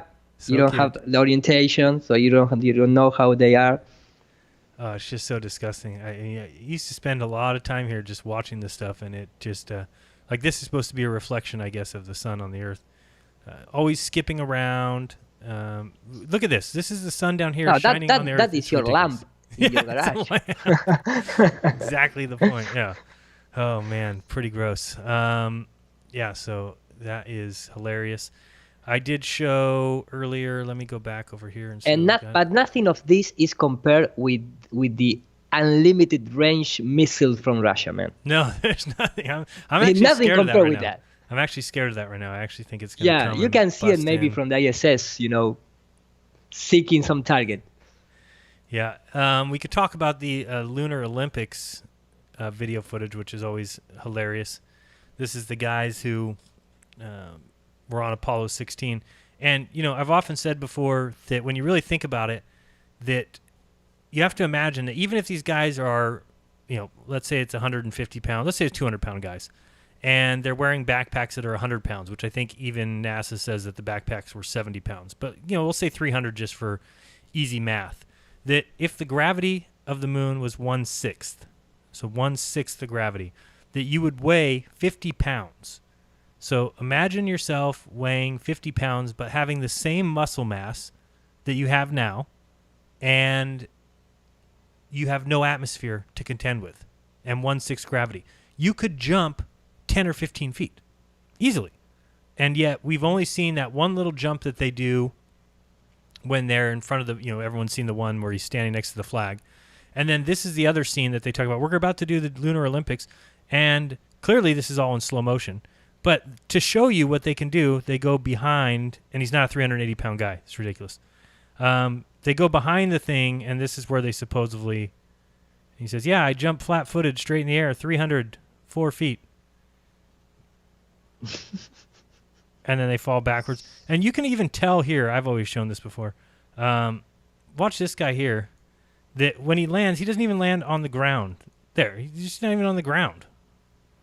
That's not where he started from. So I don't know if they're on. Of course, they're behind this contraption, so you can't even see anything. Why wouldn't they show people what they could do? Imagine what they could have done, either throwing a football, or anything. Water. Why they don't spread water? Idea. For example, in the moon. Yeah, no, that's great. Maybe you can make pee if you don't have water. I don't know what I mean, you can do it. No, but what is really funny to me, and in terms of when the people trying to explain this and make all this blah blah blah to to keep with his their beliefs, I never understand, and I showed this a few times before. And let me share my screen. Yeah, share. I gotta get something set up over here anyway. So let me go Skype. Okay, so why? If you are in the moon, it doesn't matter in terms of gravity, in terms of any conditions, there is no a nice explanation to tell me why this astronaut need to prepare so much to go on your knees jump around, pick up the tool. So if you don't see that this guy is hanging on wires, you are an idiot. And with all the respect, but it's really clear here. I mean, man, there is no explanation for why this guy can stay on the ground. Why, if the tool is on the ground, why the astronaut can just simply go on his knees and pick up the tool and stay on the ground? Right. Why they can stay on the ground? Right. Like that. Okay. You gotta jump down. I take the tool really easy, like in Earth, and I stand up again and keep going with my work. He needs to go back and he needs to embrace energy and make like tiny jumps before they make the big jump. I mean, look how much energy he puts in these last jumps to go enough in the air for going down. Like, why he stopped there? If the other guy that you showed before, when he do this kind of big jumps, he go really much high. Why he just go like that? Yeah, makes no sense. There's no sense. Look at that. That backpack is made on what? On plastic, on cardboard. I don't know which is the name in English.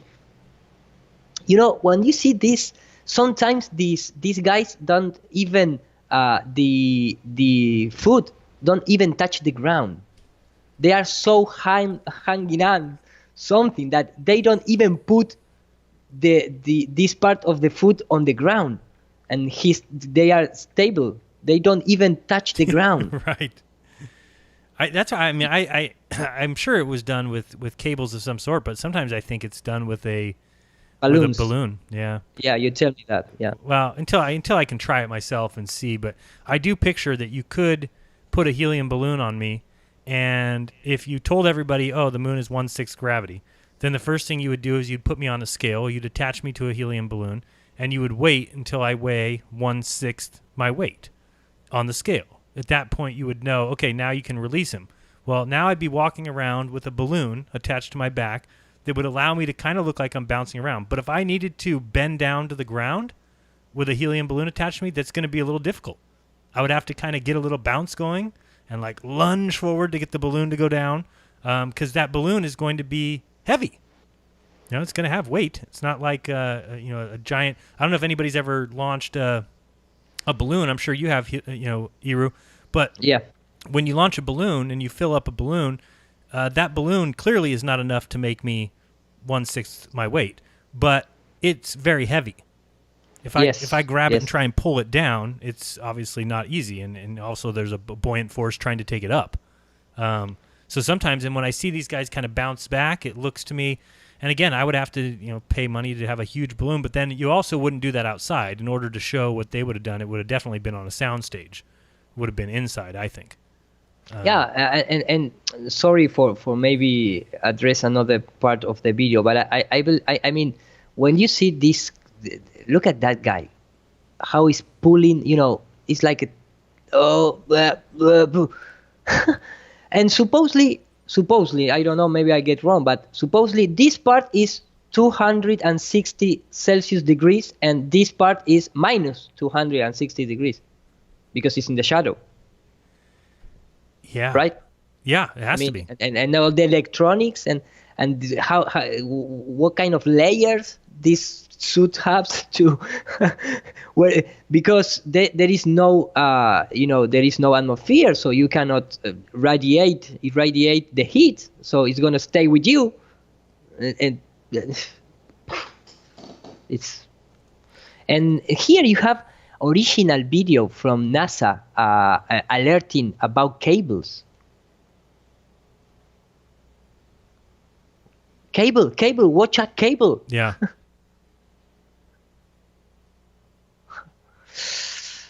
It's it's sad. It's sad. It's come the time to it's so to sad. wake up, man. And I always get so many people who tell me, prove they didn't go to the moon. It's like people don't understand anything. It's like, no, you have to prove to me they went to the moon.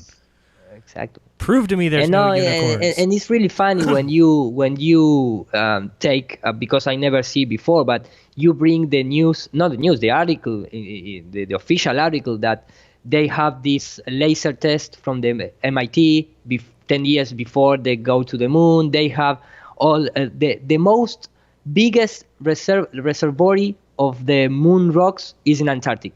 Right. And you have the picture with Wernher von Braun and the CIA guys and the NASA guy going to Antarctica. So they don't have one single proof of being in the moon. And I still, which is only is possible if you are in the moon. Because even the rocks, if you want to believe they are real, rewind that a little they have bit. the same minerals in the same periodic table. You rewind what you just showed a little bit. Just maybe... just some of those moves that they're making there are what I think it would be like if I had a balloon attached to me. That's what it would feel like. That's what I would do as I'm trying to get up. Because if you pop up a little bit, that thing's going to rise up. And that's just what it seems like to me. And then also, I think if you watch some of Jay Weidner's stuff, he's even found the clips that have they're not even mentioned. These two metal clips that are on the side of their backpacks. That fold in a way that they'd be able to fall forward like that. You'd be able to fall forward towards your face because the clips bend that direction. If you're talking about, and it's either wires or it's a balloon. I'm not saying that I know for sure it's a balloon. Obviously, I don't know that. But some of the motions that they make seem to me to think, that guy right there is ridiculous. No, but and you have the magic. But let me just type in English. The magic. I don't know. The witches. Where the witches fly over this good stick that you use to clean up your house. Which is the name? A broom? A broom could be that, because you have that here. You have the fly broom. I mean, what happened with that, man? It's like hey. No, it's really funny. I mean, they can't support anymore this. And this is official videos. Yeah, these are official. Yeah. That is the name. Nobody's messing around with that. Real quick, I did get a $5 super chat. Why does the ISS always face the Earth? One would think the solar panels should face the sun. Yeah, I mean, the only thing I've thought about that before, when you see it cross the moon, it usually is facing you, which I think would be the direction it would need to face if the sun were directly behind you. So that one's one. But yeah, most of the time it does seem to be facing that direction. We have Selena, who sent me $20. Thank you so much. Has been following you for almost 2 years. My husband and I watched your video this morning. Great. Thank you. Hope you enjoyed it. Says, I bought 2 T-shirts, although I thought you said you had to pull them for trademark reasons. Are these different than the ones you wear? Yes, I redid the T-shirt just for the movie.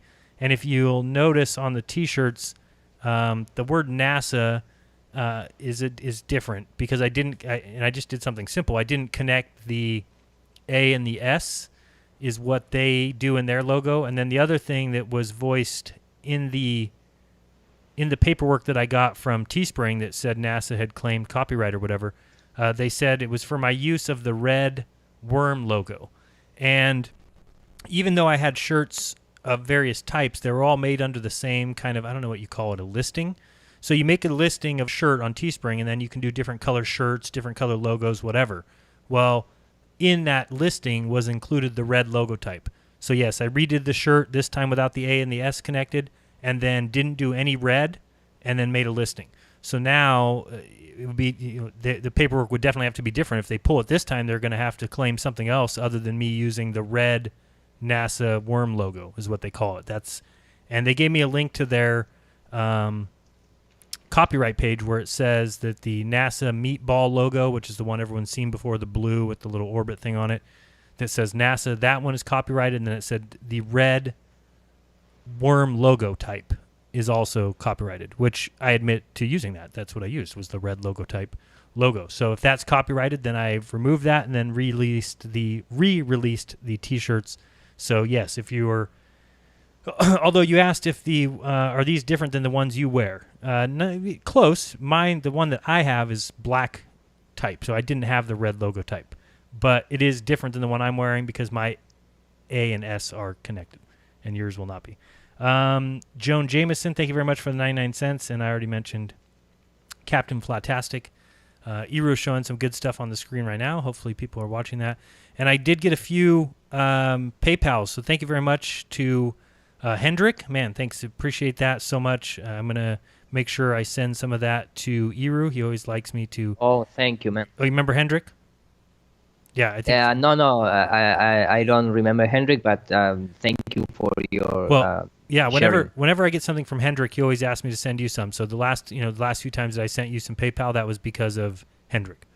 So Hendrik sent it. So. Oh, thank you, man. Thank you. I don't remember because there are so much people that are helping, and I meet so many people in the last 3 years that if I don't see the face, imagine that it's difficult in Spanish terms. I'm the same way. Remember English names and related with faces is more difficult to me. So sorry, Henry, but thank you so much, man. On top of all that, what's difficult is that people have YouTube handles. So it just gets very hard to, when you have somebody who's got a YouTube handle who says, "Hi, I'm John, known as Fast on the Plane on YouTube." So like, okay, now I got to remember Fast on the Plane. I gotta remember John. Yeah, that is completely What's your insane. last name? What does your face look like? So that's why I really like at least the meetups and stuff like that. But thank you to Colin and Jean and Freddie, Iveta, Helen, Peptide, John, Malcolm, and Enrico for your PayPals. Thank you very so much. I'm just reading through some of the ones I've gotten recently. Tommy, Craig, and Robert, and Paulo. Yeah, so that takes me back a little bit. Thank you guys so much. Appreciate that a ton. You guys have no idea how much that all helps, and appreciate that. And just on those alone, it makes it so I don't even have to worry about the fact that video won't be monetized by YouTube. I can actually think about doing another one, and appreciate that. And that's the same thing with my patrons. It just makes it so awesome is that I'm able to make videos, put them up on YouTube, and even if they get claimed by somebody else, like this one did with what's the name of it again, British Pathé, or even if they are deemed not eligible for monetization, the fact that people are supporting what they like allows me to continue going. This is my favorite here, Iru, this scene here, and actually the other one I like a lot when you get to is the craft rotating. Yeah, I have here, and let me explain a few things because I just playing on the background. But for example, here when you're talking about the Kubrick front projection technique that was recreated in so many films, and then the Russian in university, and I post that video in my channel. This is like 30-minute documentary showing all the techniques. In fact, they talk about, and for me it's not a crazy thing in that terms, and we can expand a little more later, but they talking about even that the rover lander, the moon rover, is a miniature, because you can see that like the astronaut is that even move on the rover. It's like it's just with the arms, sticks, and it's like being a miniature, and that is really you can think about that. But when you have the front projection, you're gonna have a particular thing that's going to happen, that the background is going to be light up a little more than the foreground. So yeah, and you start losing detail, and it's going to start like having these soft edges around that supposedly must have some kind of little peaks or more distorted, edge, if you want to see it that way. So when you go to the official when you go to the official moon landing picture and things like that, for example, let finish that. But you can clearly see how you can blend. And remember this is a high quality modern film. If you film this with a 60 millimeter old camera, you're gonna have very much nice blending between the projection and the real scenario. This is showing like the magic trick behind the scenes. So you have, even with this really sharpy and cleary film, you can able to see that how easy it was to blend a projection with a real life scenario. So when you can see this picture, and this is official picture, you immediately you're gonna detect that this mountain behind here is completely washed out, because it's a projection. I mean, if you bring professional photographers or professional cinema director, they'll tell you right away. Immediately. And in fact, I use Yandex, the search engine called Yandex. I don't know if you know it, but if it's not, I really recommend it. It's better. It's a Russian Google style, but they have a really nice photograph archives and really big with really good quality. Nice. Really good quality. And yeah. Is it? I can't see the name. Is it CHA Chandex or? Yeah, Yandex, exactly. Yeah, Yandex, and they have pictures that maybe you can't find it in Google. So it's nice to have both if you want to see in that way. But when you see this kind of picture, you can clearly see that this is a projection, man. It's a complete projection. Absolutely. There is no doubt about that. Well, that is just a funny thing. But you have a lot of picture when you can clearly see, look at this picture. I mean, this is completely a projection. This is a different texture, different lighting, different behave of the light than this. When you see all the edge here, really it's not even clearly, close. softly. It's not even close. It's what I would expect, though, from 1969. Exactly. Yeah. Exactly. And this is, and I really, you must be recognized that this is a really good work in terms of artistic background. I mean, this is not easy to do, even today, because this is not CGI. Right. This is real scenario. You are mixing real scenario in real time. So you must be applause this kind of work, man. I really, in my profession, Right. But here you have another one.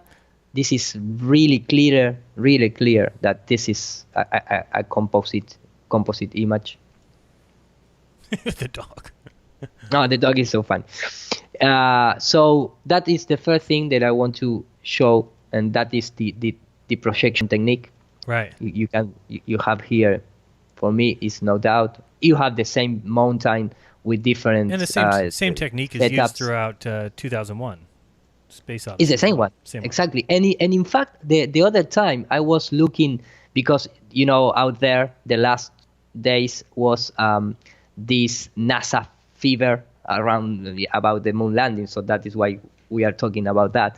And I see this guy, Smart Every Day.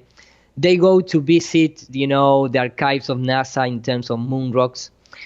But look at this scenario, and he even make a joke about it. And I'm not going to play. I'm just going to go forward stepping forwards. But look at that scenario. That maybe I don't live in the United States, so I don't go there. But here you can clearly see how easy it is to fake that kind of thing. Here you have a real scenario, of course, putting out there for the tourist and the guy that go there.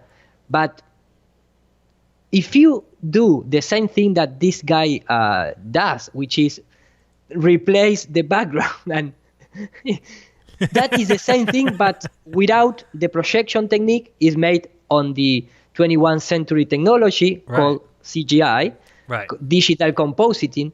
But what Stanley Kubrick or whatever did in the 60s was this same technique, but with a front projection mapping. Projection, yeah.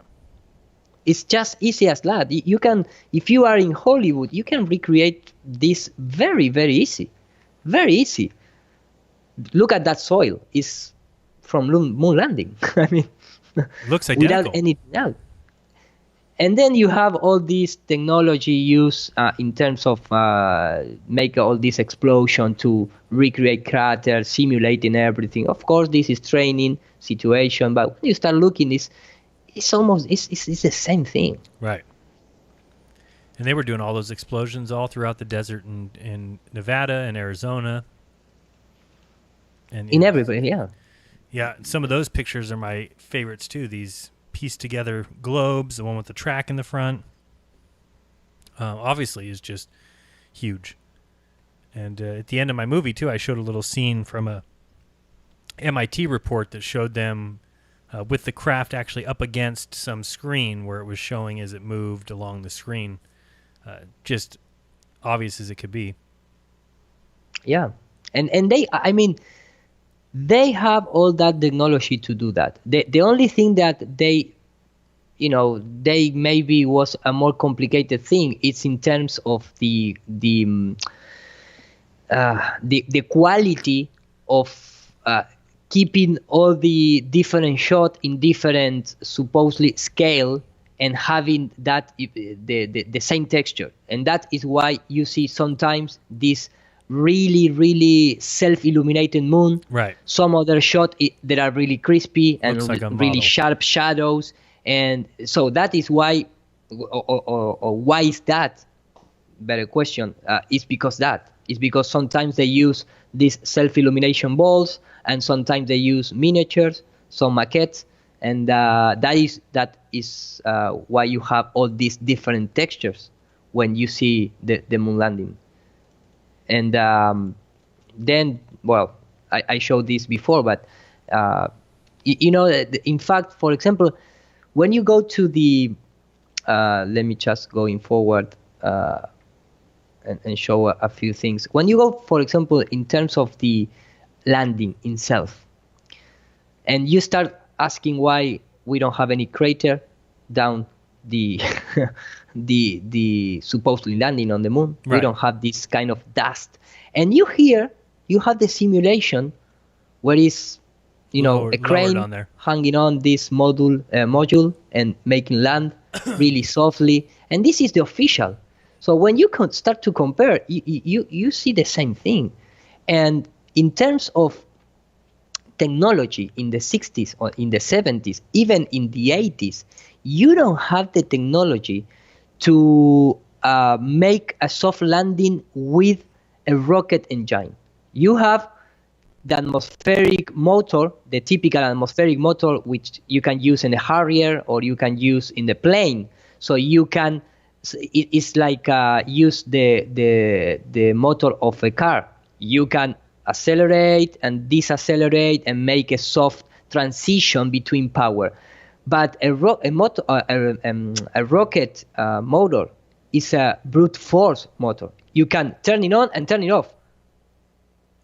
You don't have other position. You cannot go. Supposedly, in our modern times, we have SpaceX that via computer, they can, make this soft landing with a rocket motor. Right. And in the 90s was invented the computer to manage that kind of technology. So when you start to compare these tiny motors of 75,000 pounds, you have the lander has this 10,000 pounds thruster, and we don't have any crater down. We don't have any dust, stick to the lunar lander. We don't have nothing. We don't have nothing that you can say, well, these guys turn on the motor. You don't have the vibration. You don't have the sound in the in real-time transmission. They just have, okay, the eagle was landed. And when you try to test that kind of technology, you know what is going to happen. Even in the 2012, the Morpheus NASA motor failed. So, I mean, they still trying. And here is, of course, if you want to believe in the SpaceX technology, that for me, it's time to have that kind of technology. Because if you did it 50 years before, you celebrate that the SpaceX did it on 2019. That doesn't have any sense. But if you want to believe in that technology, they are unmanned craft. They don't put even a man in that kind of rocket. Still to today. And still to today, exactly. And when you see this technology that trying to look at that tiny motor, this is a tiny rocket, and they don't have even all the complete spacecraft. You just have the skeleton of this and still fail in 2012. So how they did it? How they did it? They didn't. It's impossible to drive a brute force motor. If you rewind that just a little bit, I mean, they had the black backdrop even behind right there, a little bit more. But right that there. is for simulation, man. Oh yeah, exactly. You don't know why you need a studio background, because they have band. Oh, they need to simulate it though. I see. Yeah. They have this. If you are a photographer, this is the kind of setup you use to create an infinite background. So they use this, but that is a very expensive. Making black backgrounds are really expensive, man. My favorite one is when people say it would be more expensive for them to fake it than it would have been for them just to go. But it's like, yeah, but we're saying that they can't go. So exactly. If you can't go somewhere, there's nothing more expensive than not being able to do something. So you fake it. Yeah, or the excuse of this, for example, when the people look this old, crash it, garbage. No, that is the cover. That is the cover. In the back of these are the real equipment. So this is like a protection. Paper bag protection. Paper bag protection. Exactly. And for when this spacecraft turns, why we don't see any gases going? I mean, they just turn and stop. No gases. But now when you watch, we could watch a video in a little bit of the Saturn. I'm not sorry, the Saturn, the Soyuz getting to the ISS yesterday. And, of course, now they show the squirting. But back then, we didn't get to see it. Wonder why. Exactly. And then you have, for example, you don't have any re-entry film. You just have, like, some 3 parachutes open. Yeah, exactly. Very subtle. And the people say, no, because they enter to the atmosphere and the blackout. Man, they was in the plane and they dropped the capsule. Maybe without any inside there, or maybe that was the most risky part of all complete Apollo mission. Maybe when you are an astronaut and you need to be inside that capsule and pray for that parachute works. Right. And then if you're out in a boat like Nixon was, or you're out there collecting the astronauts, well, clearly if you can barely see a airplane at and you can't even see an airplane really at 35,000 feet. So if this thing drops out, and then all of a sudden the parachute's open, that's all you're going to ever see. And you're going to say, they came from space. Why would they fake it? How could they fake this? It's just ridiculous that people will not think. It's just the same thing as somebody saying, my cousin was on the boat that went and collected the astronauts. It's like, just like my brother was on the boat that threw Osama bin Laden off the side. And I remember, I don't know if it was in the Paul on the Plane show or maybe you, but I heard about a few guys go to the museum where these capsules are and try to make some radiation test, and they don't have any radiation protection applied to the not radiation protection. Oh. You have this kind of way to testing if that object was exposed to radiation. Oh, and it had none. None, zero. Wow. They don't. It's like that object is completely clear.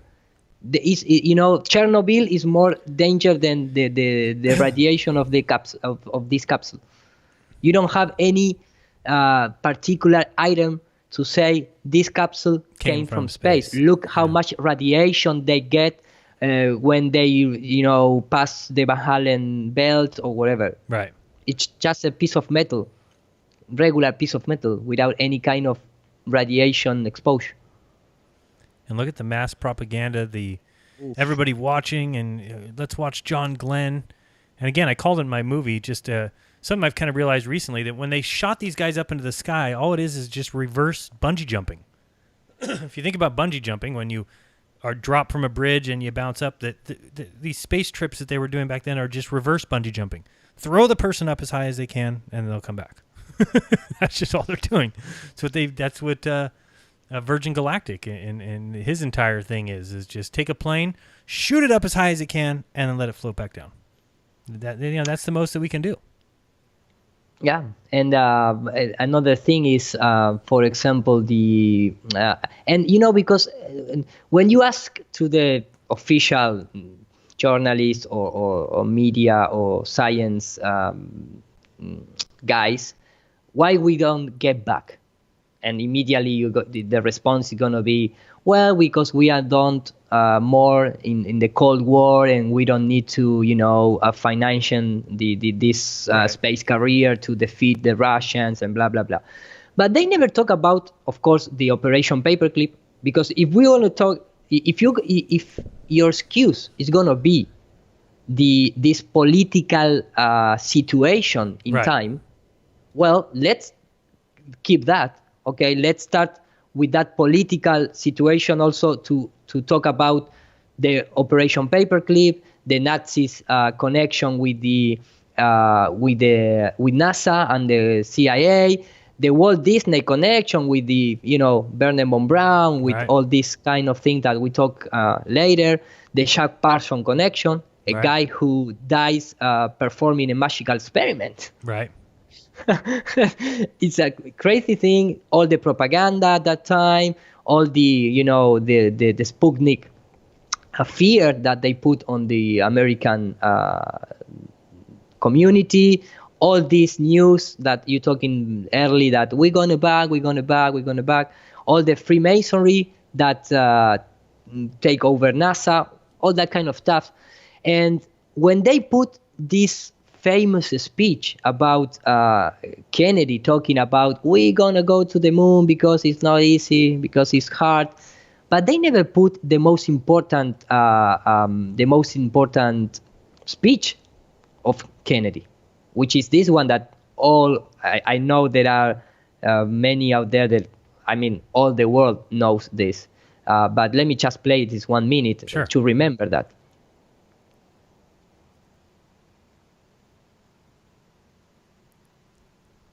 So in that first sentence, you have all the truth. Oh, we actually didn't hear it, but okay.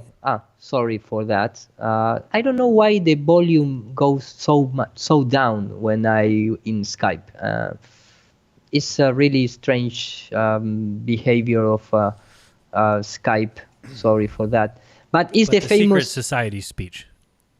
Yes, it's a famous speech that says, the very word secrecy is repugnant and in an open and free society. Correct. So they talking, and in this speech they talk about having a military, scientist, and economic and political monolithic occultist lodges ruling the world.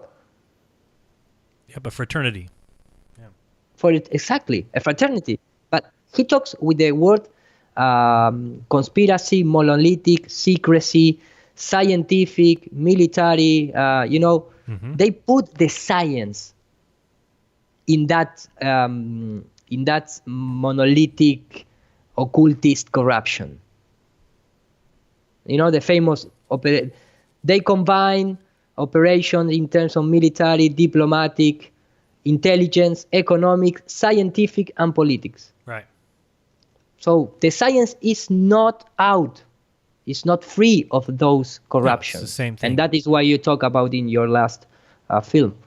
Right, yeah. When you listen to Eisenhower tell us that we have to beware for a scientific technological elite, which is exactly what we're all saying exists. And if you dare say anything against it, you're shunned and demonetized, delisted, made fun of, like some of these recent flat earth news stories where that's where they'll go after you. But as long as you toe the line, you're celebrated by the mainstream. As long as you go on and say how great space is and how great science is, and that they've done everything that you need to do in the world, and you don't need to do it because they've done it all. I mean, that's what you get. Yes, exactly. Just don't ask for a moon rock, or they might send you a piece of petrified wood. That's the thing. Yes.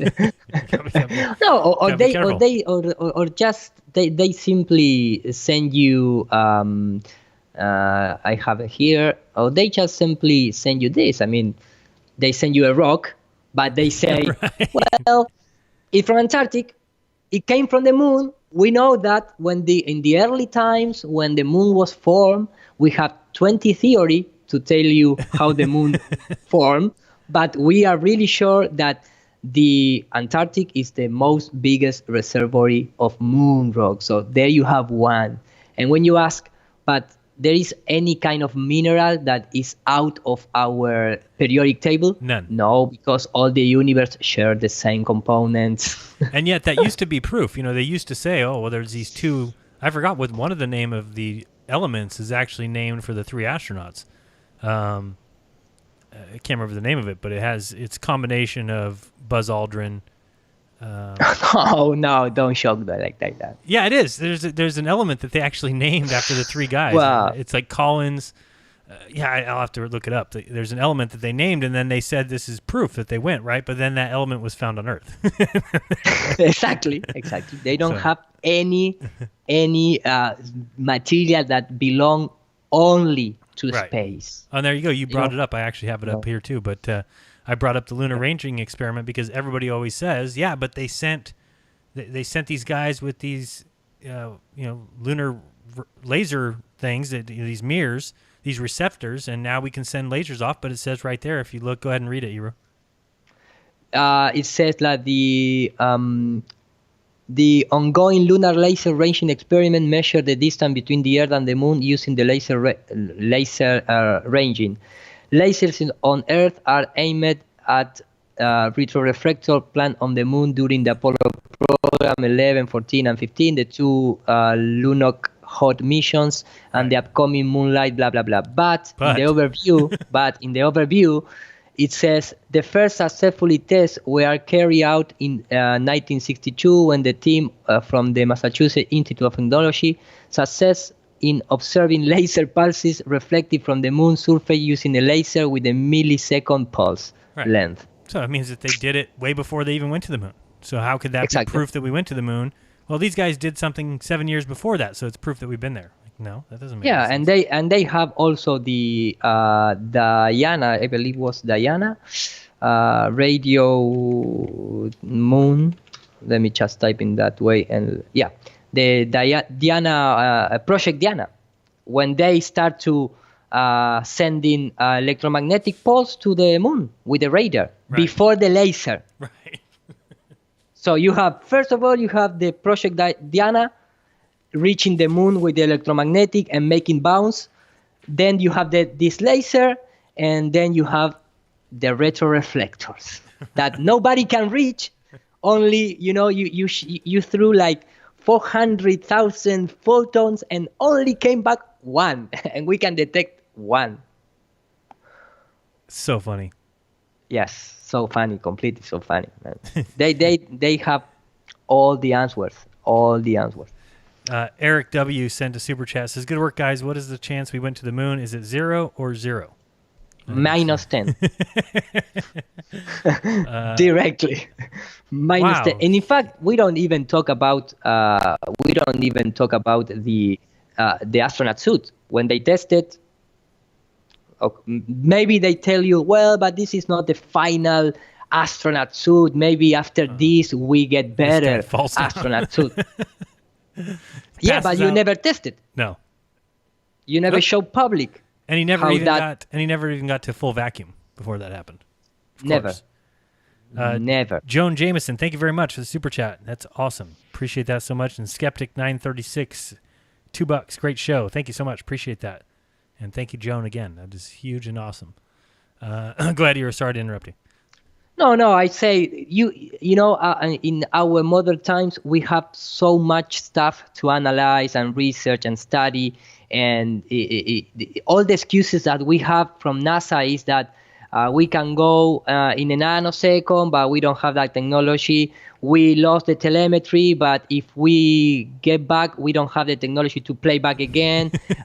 We can show you the star because we don't know how to set it on the cameras. It's just nonsense. And you know what? Everybody makes excuses for him. The people who stand up, they'll make any excuse possible for them. And they'll just always stand behind them no matter what. And if we say, well, why don't they film it? Eddie Bravo always says, why don't they just put a GoPro camera on an astronaut's head and film them going into space and film it? And what do they don't need to film things for you losers. You exactly. Guys, we don't need to film things for you guys. They have missions they're on a mission, man. It's like when they go to Mars and they have these crafts and they show us CGI. It's like, why don't they just have one freaking camera on it? How much would that cost extra? It's some $350 million mission or $1 billion, whatever. It's definitely in the millions. But it's like, put a camera on it. How much is that going to? An extra what? Even for the very best camera you can ever possibly imagine, it's an extra $1 million. It'd be the best camera anyone's ever seen, and they won't do it. I wonder why. Yeah, and then here you have the best technique to present to the people, and this is from official documentary of NASA. And look how these real pictures are from projection, man. Right. This is so completely clearly from projection. This is not even have any doubt.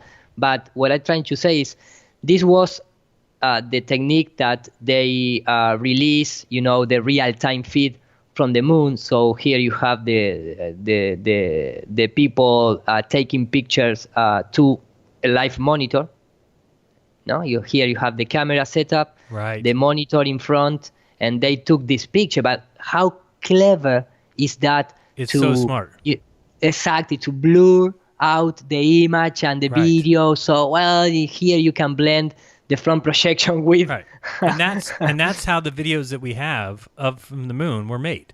They were filmed off a CRT monitor. So people also understand, like today, if I filmed something off my computer screen and then tried to get you to prove that it wasn't real, it'd be impossible for you. You can't prove it. All you're going to see is what's filmed off the screen. It's beautiful. It's beautiful. It's an instantaneous photo. Right. Photo of a man on the moon, and you could never look at those images and break them apart. Even if they're digital, you can't do any kind of digitizing or photo forensics on an image taken off of a monitor. Never. Nothing. It's just what it is. No. And that's why even if you go to those sites like that site, photoforensics.com, one of the things it says in there is that you will never be able to tell if a photo's faked if it's a photo of a photo. Exactly. Correct. Yeah. If you take if you doctor up an image in Paint Shop and you print it out nice and neat and you put it on your desk and maybe it has you standing next to a president and you used Paint Shop to erase some things out of it and you've got that picture and then you take a photo of that with your camera, that photo is impossible to prove that it's not real because it's a photo of a picture. There's no details in that you could pick apart and say, no, this isn't real. The levels are wrong. No, because it's just a picture of a picture. It's impossible to prove wrong. And that is why when, this is the same documentary, but here they have clear that this is a reconstruction and enhanced image of that day. But something that I never understand is why we have all this fire so up in the atmosphere, because it's fire. It's like regular fire, right.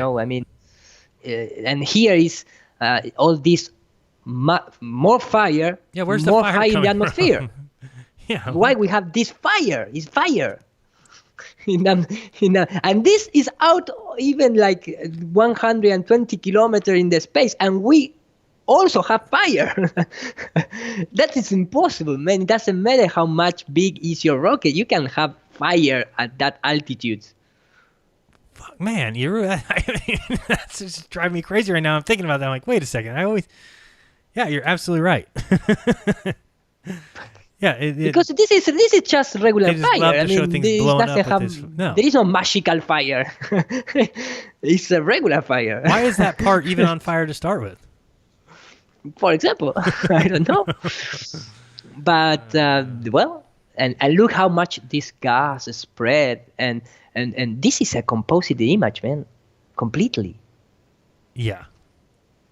And this is an enhanced image. Can you imagine the original footage of this?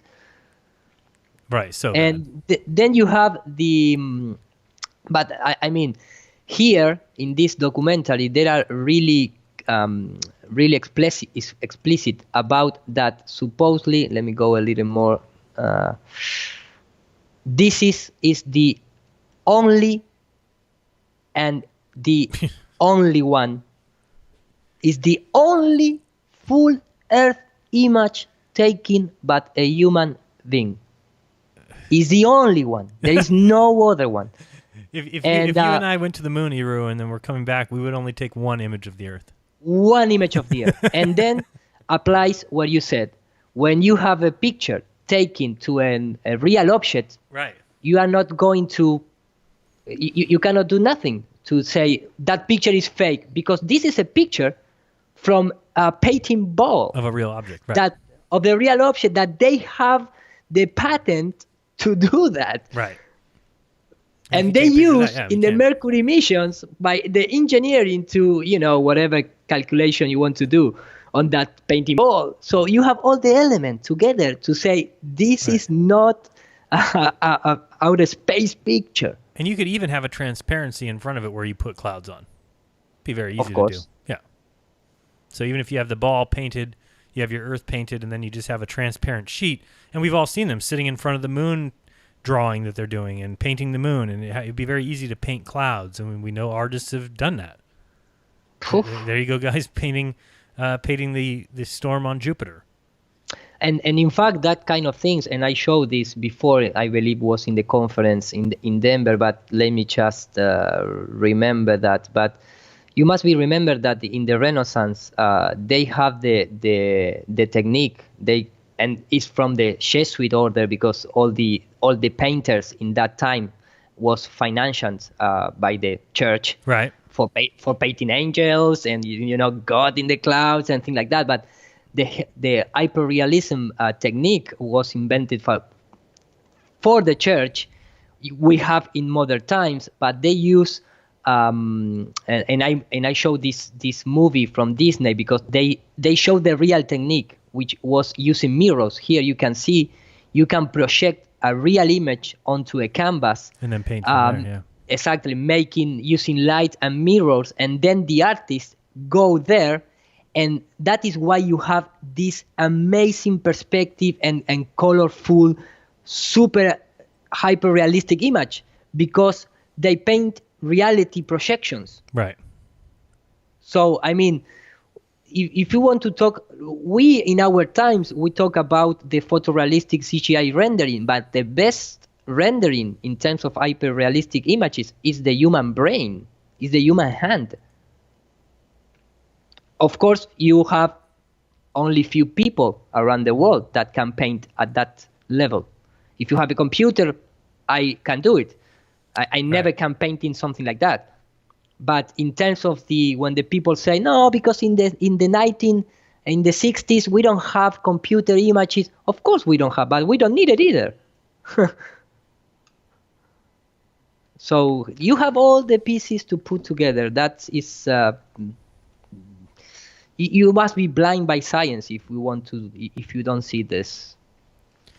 Yeah, unfortunately, I think that's what's the case for most people. And they just, it's just like I stated in my movie, that I don't think people want to know the truth. If the truth is that you've been lied to by even science, that is just something people cannot take in. It's just something they won't allow. They've been told, hey, your government's lying to you. No, it can't be. They've been told 9/11's an inside job. No, it can't be. So those people, if they're not willing to say that even your government's lied to you, the absolute last thing they will listen to is that science, almighty science, has told you a few tall tales. Yeah. They just don't want to hear that. And in fact, look at that history piece, because the magic lantern. Everything is magic for them.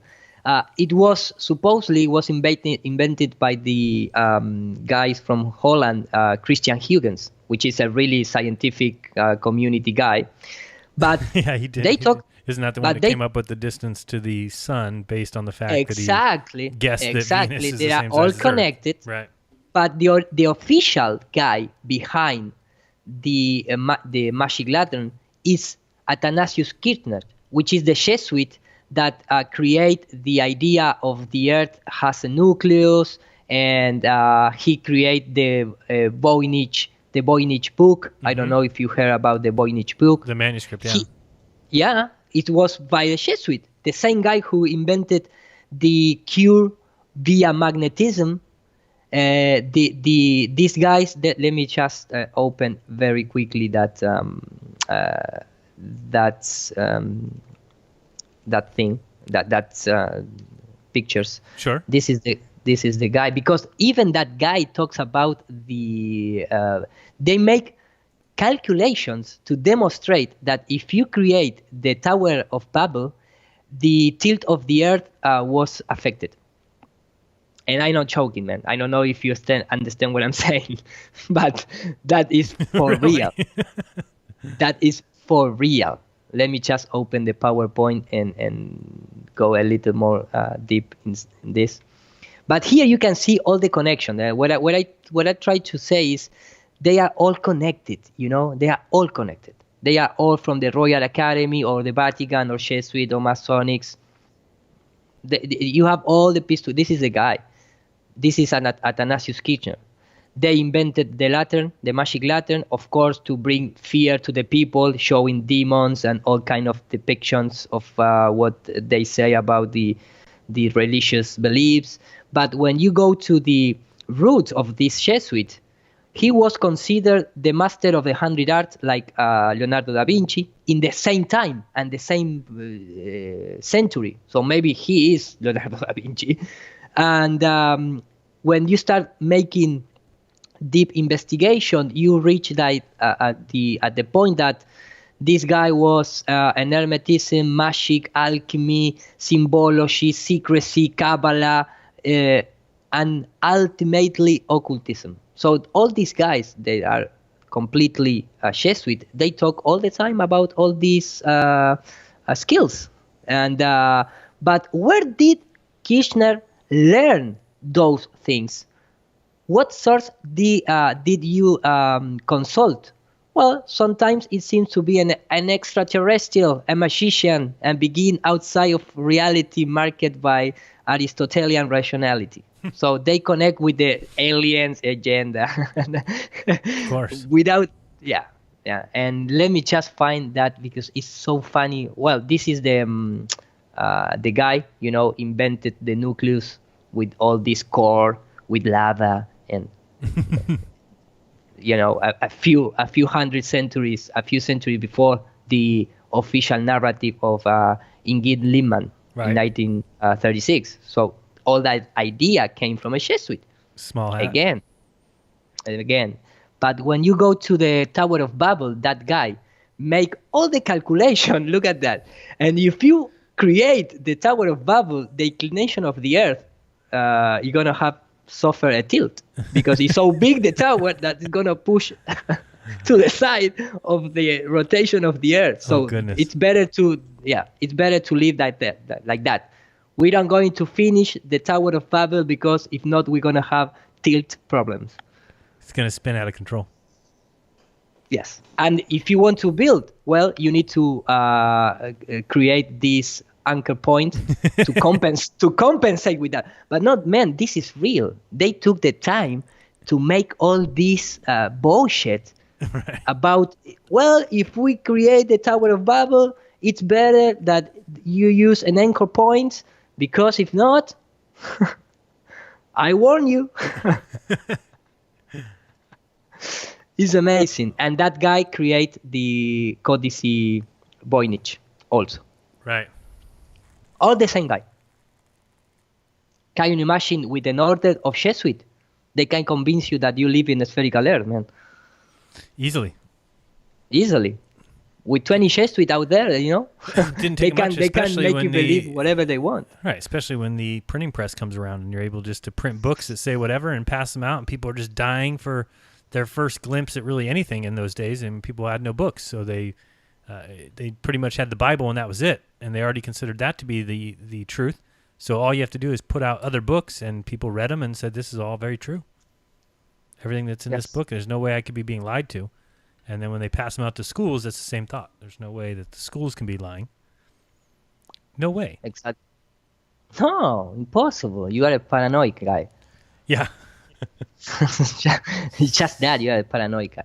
Of course. But I believe that you have, if you are, and if you want to see in that way in adult people, in adult person, and really you want to study how this all was fake, right now we have all the pieces together to at least make you doubt.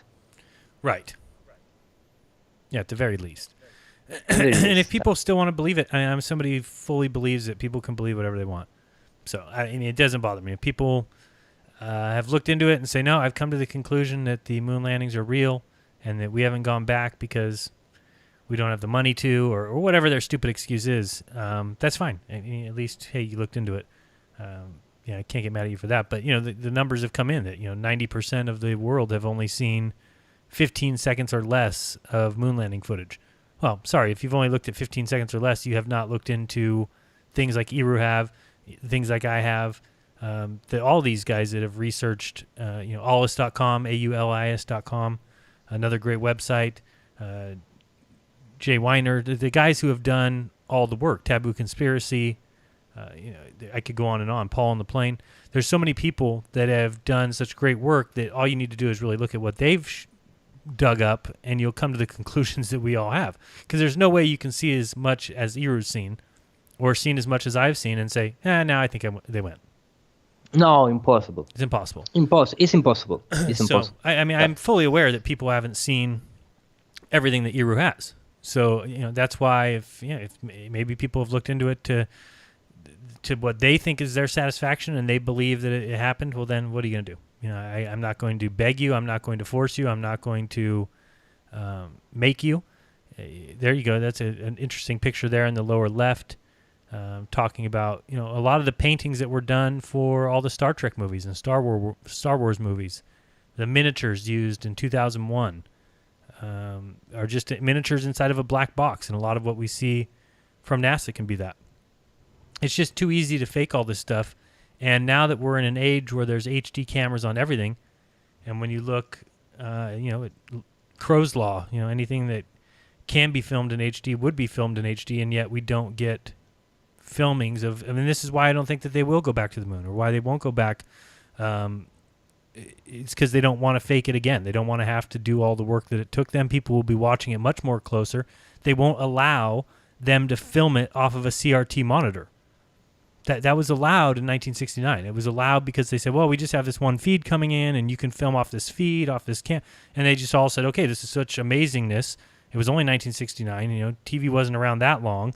Live TV footage was not around that long. They were very shocked by it all. So, okay. But today, if somebody said, okay, here, CNN, Fox News, NBC, you guys need to all film the moon landings off this monitor, people would start asking questions.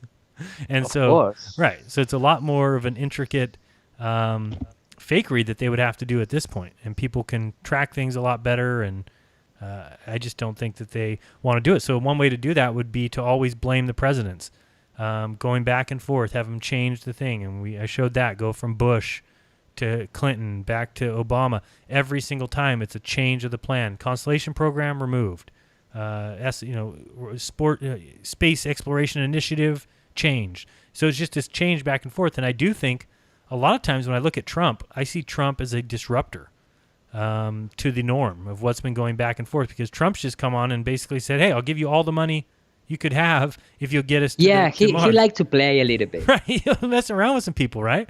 I mean, Yeah. that's what's great about it is it's not just this back and forth, or it's not Reagan basically just towing the line and saying exactly what he's supposed to say and reading from a prepared remarks. And no, Trump is not really. I mean, he's done that too. I'm certainly not saying he hasn't done that. He sat in front of a camera with NASA and said, "Oh, for 6 straight decades, NASA has done such great things." And again, sometimes it's hard not to agree with them when they talk about inspiring people, because a lot of people were inspired by the moon landings. That's why it's hard just to say, "Oh, these guys are lying. They haven't inspired anybody." Well, that would be a false statement if anybody ever says that. Now, granted, I think that they're telling a whole bunch of lies, but at the same time, did the moon landing inspire people to do more, to strive for more? Maybe. I'm not going to say that. No, it didn't inspire anybody. No, it did. No, but the real technology for the civilian comes from military. Right. Not from space. Not from space. Oh, no. It didn't inspire. I don't mean inspired as far as inventions. But just that kind of idea, the mental thing, the dreams, you can do anything. And yeah, a lot of people feel that that's something that came out of the Apollo program. But it's also okay to admit at this point that it wasn't real and move through your life with that knowledge. A lot of people have trouble with that. They think, well, if something inspired me, it has to have been real. They couldn't have fooled me into my inspiration, but they could have. So what did you had a TV show recently where you built a presentation? Is that what you're looking at?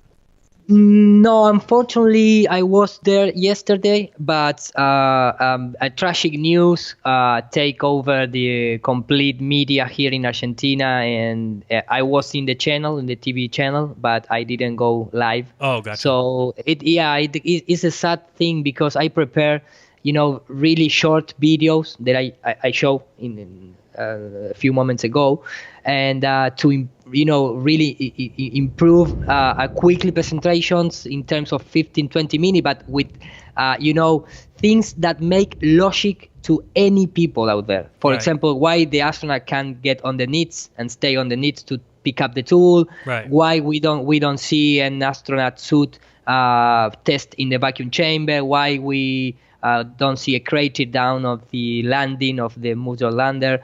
Blah blah blah. All that. Trying to not go into the typical stuff that, well, the shadows are not parallel, or there are divergent shadow here. The typical stuff that you can see in the Netflix documentary of conspiracy moon landing. I trying to show new things, and unfortunately I can't go live. So in terms of maybe they call me again. It was the same news that I was before, and I showed in the last presentation that we made. It was the same TV channel, but the nice things here is that it was for the moon anniversary, the moon landing anniversary. So maybe they don't call me again to talk about the same thing, because we need to wait until the 51 anniversary of the moon landing. Well, believe me, who knows? You would have been very lucky to do that, because there certainly has not been anything on the channels that I've seen that is doubting the moon landings at all this last week. It's all glorifying it, and every news and everything else, and it's the most amazing thing that's ever happened to humanity. And again, they have to keep that up.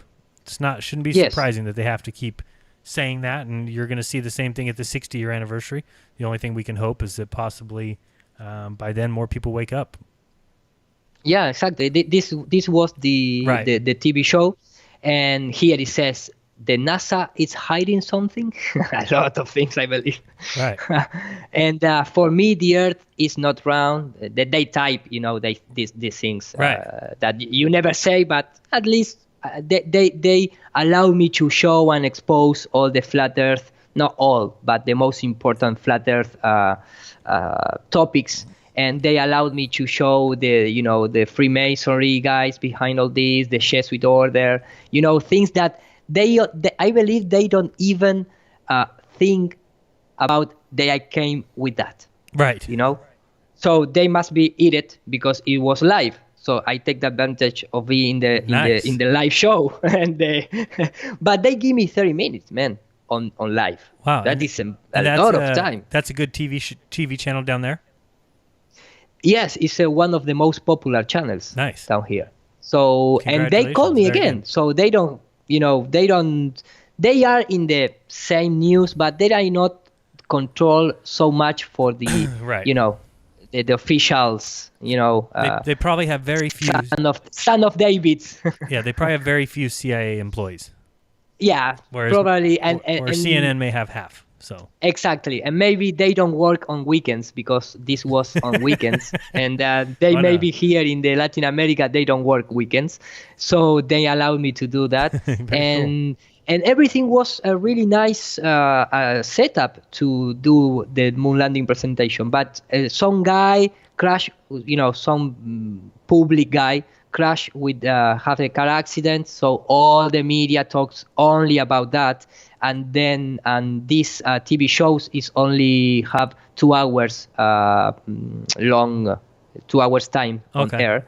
So they took the 2 hours talking about that, and I was behind the cameras waiting, and unfortunately I cannot go out live. But maybe who knows? Maybe they call me again, and I can still. I am still in connection with the producers, and I have a really nice feeling with them. So I talk all the time. But tomorrow, of course, it's in Spanish. But tomorrow I'm gonna be in a national radio with this guy, the technical director of the selection of Argentina selection soccer that I mentioned before.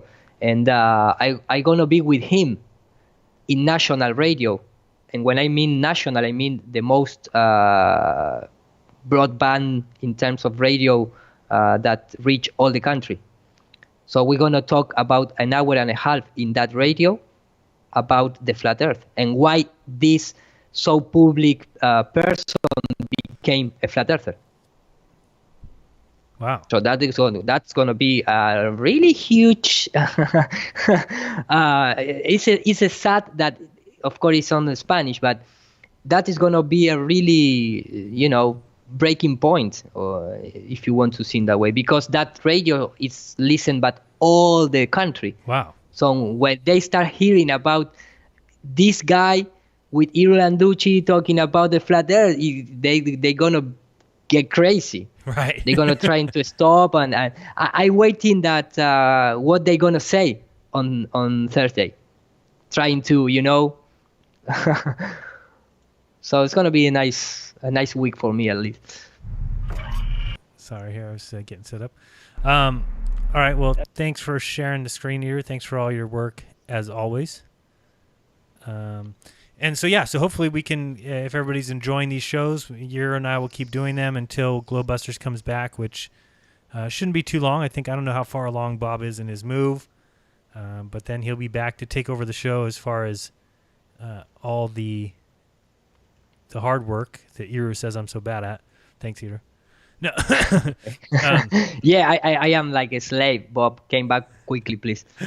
This is I did say that there was no talk of the moon landings being faked at this time, but there was this that I saw recently, and I don't know how old this is, but what does this have a date on it? 2019. I just saw it for the first time the other day. This is a Red Bull commercial, and I'm starting it a little bit late in the commercial. One small step for man, you can listen one to this. giant leap for mankind. Oops.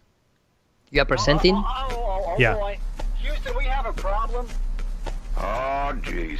You drink a Red Bull. Red Bull gives you wings. What should we do? Well, nothing. Come back to Earth and we'll shoot the whole thing in a studio. Okay. Wow. Nice. Okay. Okay. Just come back to Earth and we'll shoot the whole thing in a studio. Pretty funny. Oh, you didn't get to see it, huh? I'm sorry. Yeah, no, I see it. Okay. I'm seeing it on the live feed. Oh, no, amazing. Yeah. That's pretty funny. Thank you so much. Somebody asked, do you think they will fake a new moon landing eventually, for example, 2024? I kept saying that I don't think that they'll try that. Eventually they may be forced to try something, but I think it'll be obviously fake if they do. But I'm always open to waiting and seeing what they do. I just think it's been something that they've been able to keep saying back and forth. That was kind of the point of my movie, is that oops, am I sharing my screen here, or you do see it now? No, yet in this. Yeah, I see it. No, and in fact, they talk, and I showed that a few times before. But they talking about that supposedly Antarctic is the best place to train in to go in to the Mars. And if you see in that way Right. that the Antarctic could be a really huge studio TV, militarized, without nobody can get there, and they can create the environment to fake Mars. Maybe also the moon, but you have the possibility to have one place in the world where nobody can go, Right. and no satellite can film it. Satellite in quotes, right? Right. But I mean, you cannot go there. They have a spot free of intervention. Right, yeah. And you got Colin Turner said, keep up the wonderful work, Jaron and Eru. So it's awesome. We will do so. And let me see here what else I've got for you. Just real quick. This was the, I lost it now. Where are we going here? All right, yeah, this is my movie, obviously, for if anybody wants to check that out. It's on my channel. It's up right now. NASA Going North since 1958. So check it out. And I appreciate everyone who has sent me $1 or $2 or $5 for that movie. That makes it very awesome. Appreciate that. If you haven't had a chance to check out last Monday's Jeranism Raw, that is actually on my Jeranism channel, even though it was a Raw show. We decided last second, and that was literally decided right before David Weiss just called me and said, do you want to have Owen on? I'm like, well, yeah, can we do that? And he's like, yeah, he wants to come on. So it was kind of cool, and we got to set up the 3 video feeds. So we had myself and David Weiss and Owen Benjamin all on camera. And if you want to check out that show, that's on my channel. It's just called Jeranism Monday Night Raw. It was the 15th, I believe, Monday the 15th. So check out that if you want. David Small Hat Weiss plugging his app. So, of course, Owen and I had a good laugh at that. So check that out. What else did I want to show? Oh, this was just the live docking. I mentioned I was going to show it, so I guess I will show that real quick. Oh, and this was I don't know if you've seen this. No, the user interface in 2019 of the Russian ISS docking is amazing. I mean, what is going on? What's going on, man? There. I mean, that user interface in 2019, you still have that user interface. Why would they show us though? Imagine if I did a show where you were going to show some images and show what's going on, or maybe I do a live stream and I put on it all of the figures from my OBS right now. So I tell you the dropped frames is at 0.01%. My live time is 253.32. My record time, my CPU is at 9.8%. My frames per second is at 30. My kilobytes per second is at 3,090. But what if all that information was on the screen just for people? They'd be like, what the hell are you showing that for? Why would you even show that? I spit in your face, man. Yeah, you'd probably spit in my face. It's just ridiculous. I don't know why they have to show this, and it's on every screen. It's like, here's this screen.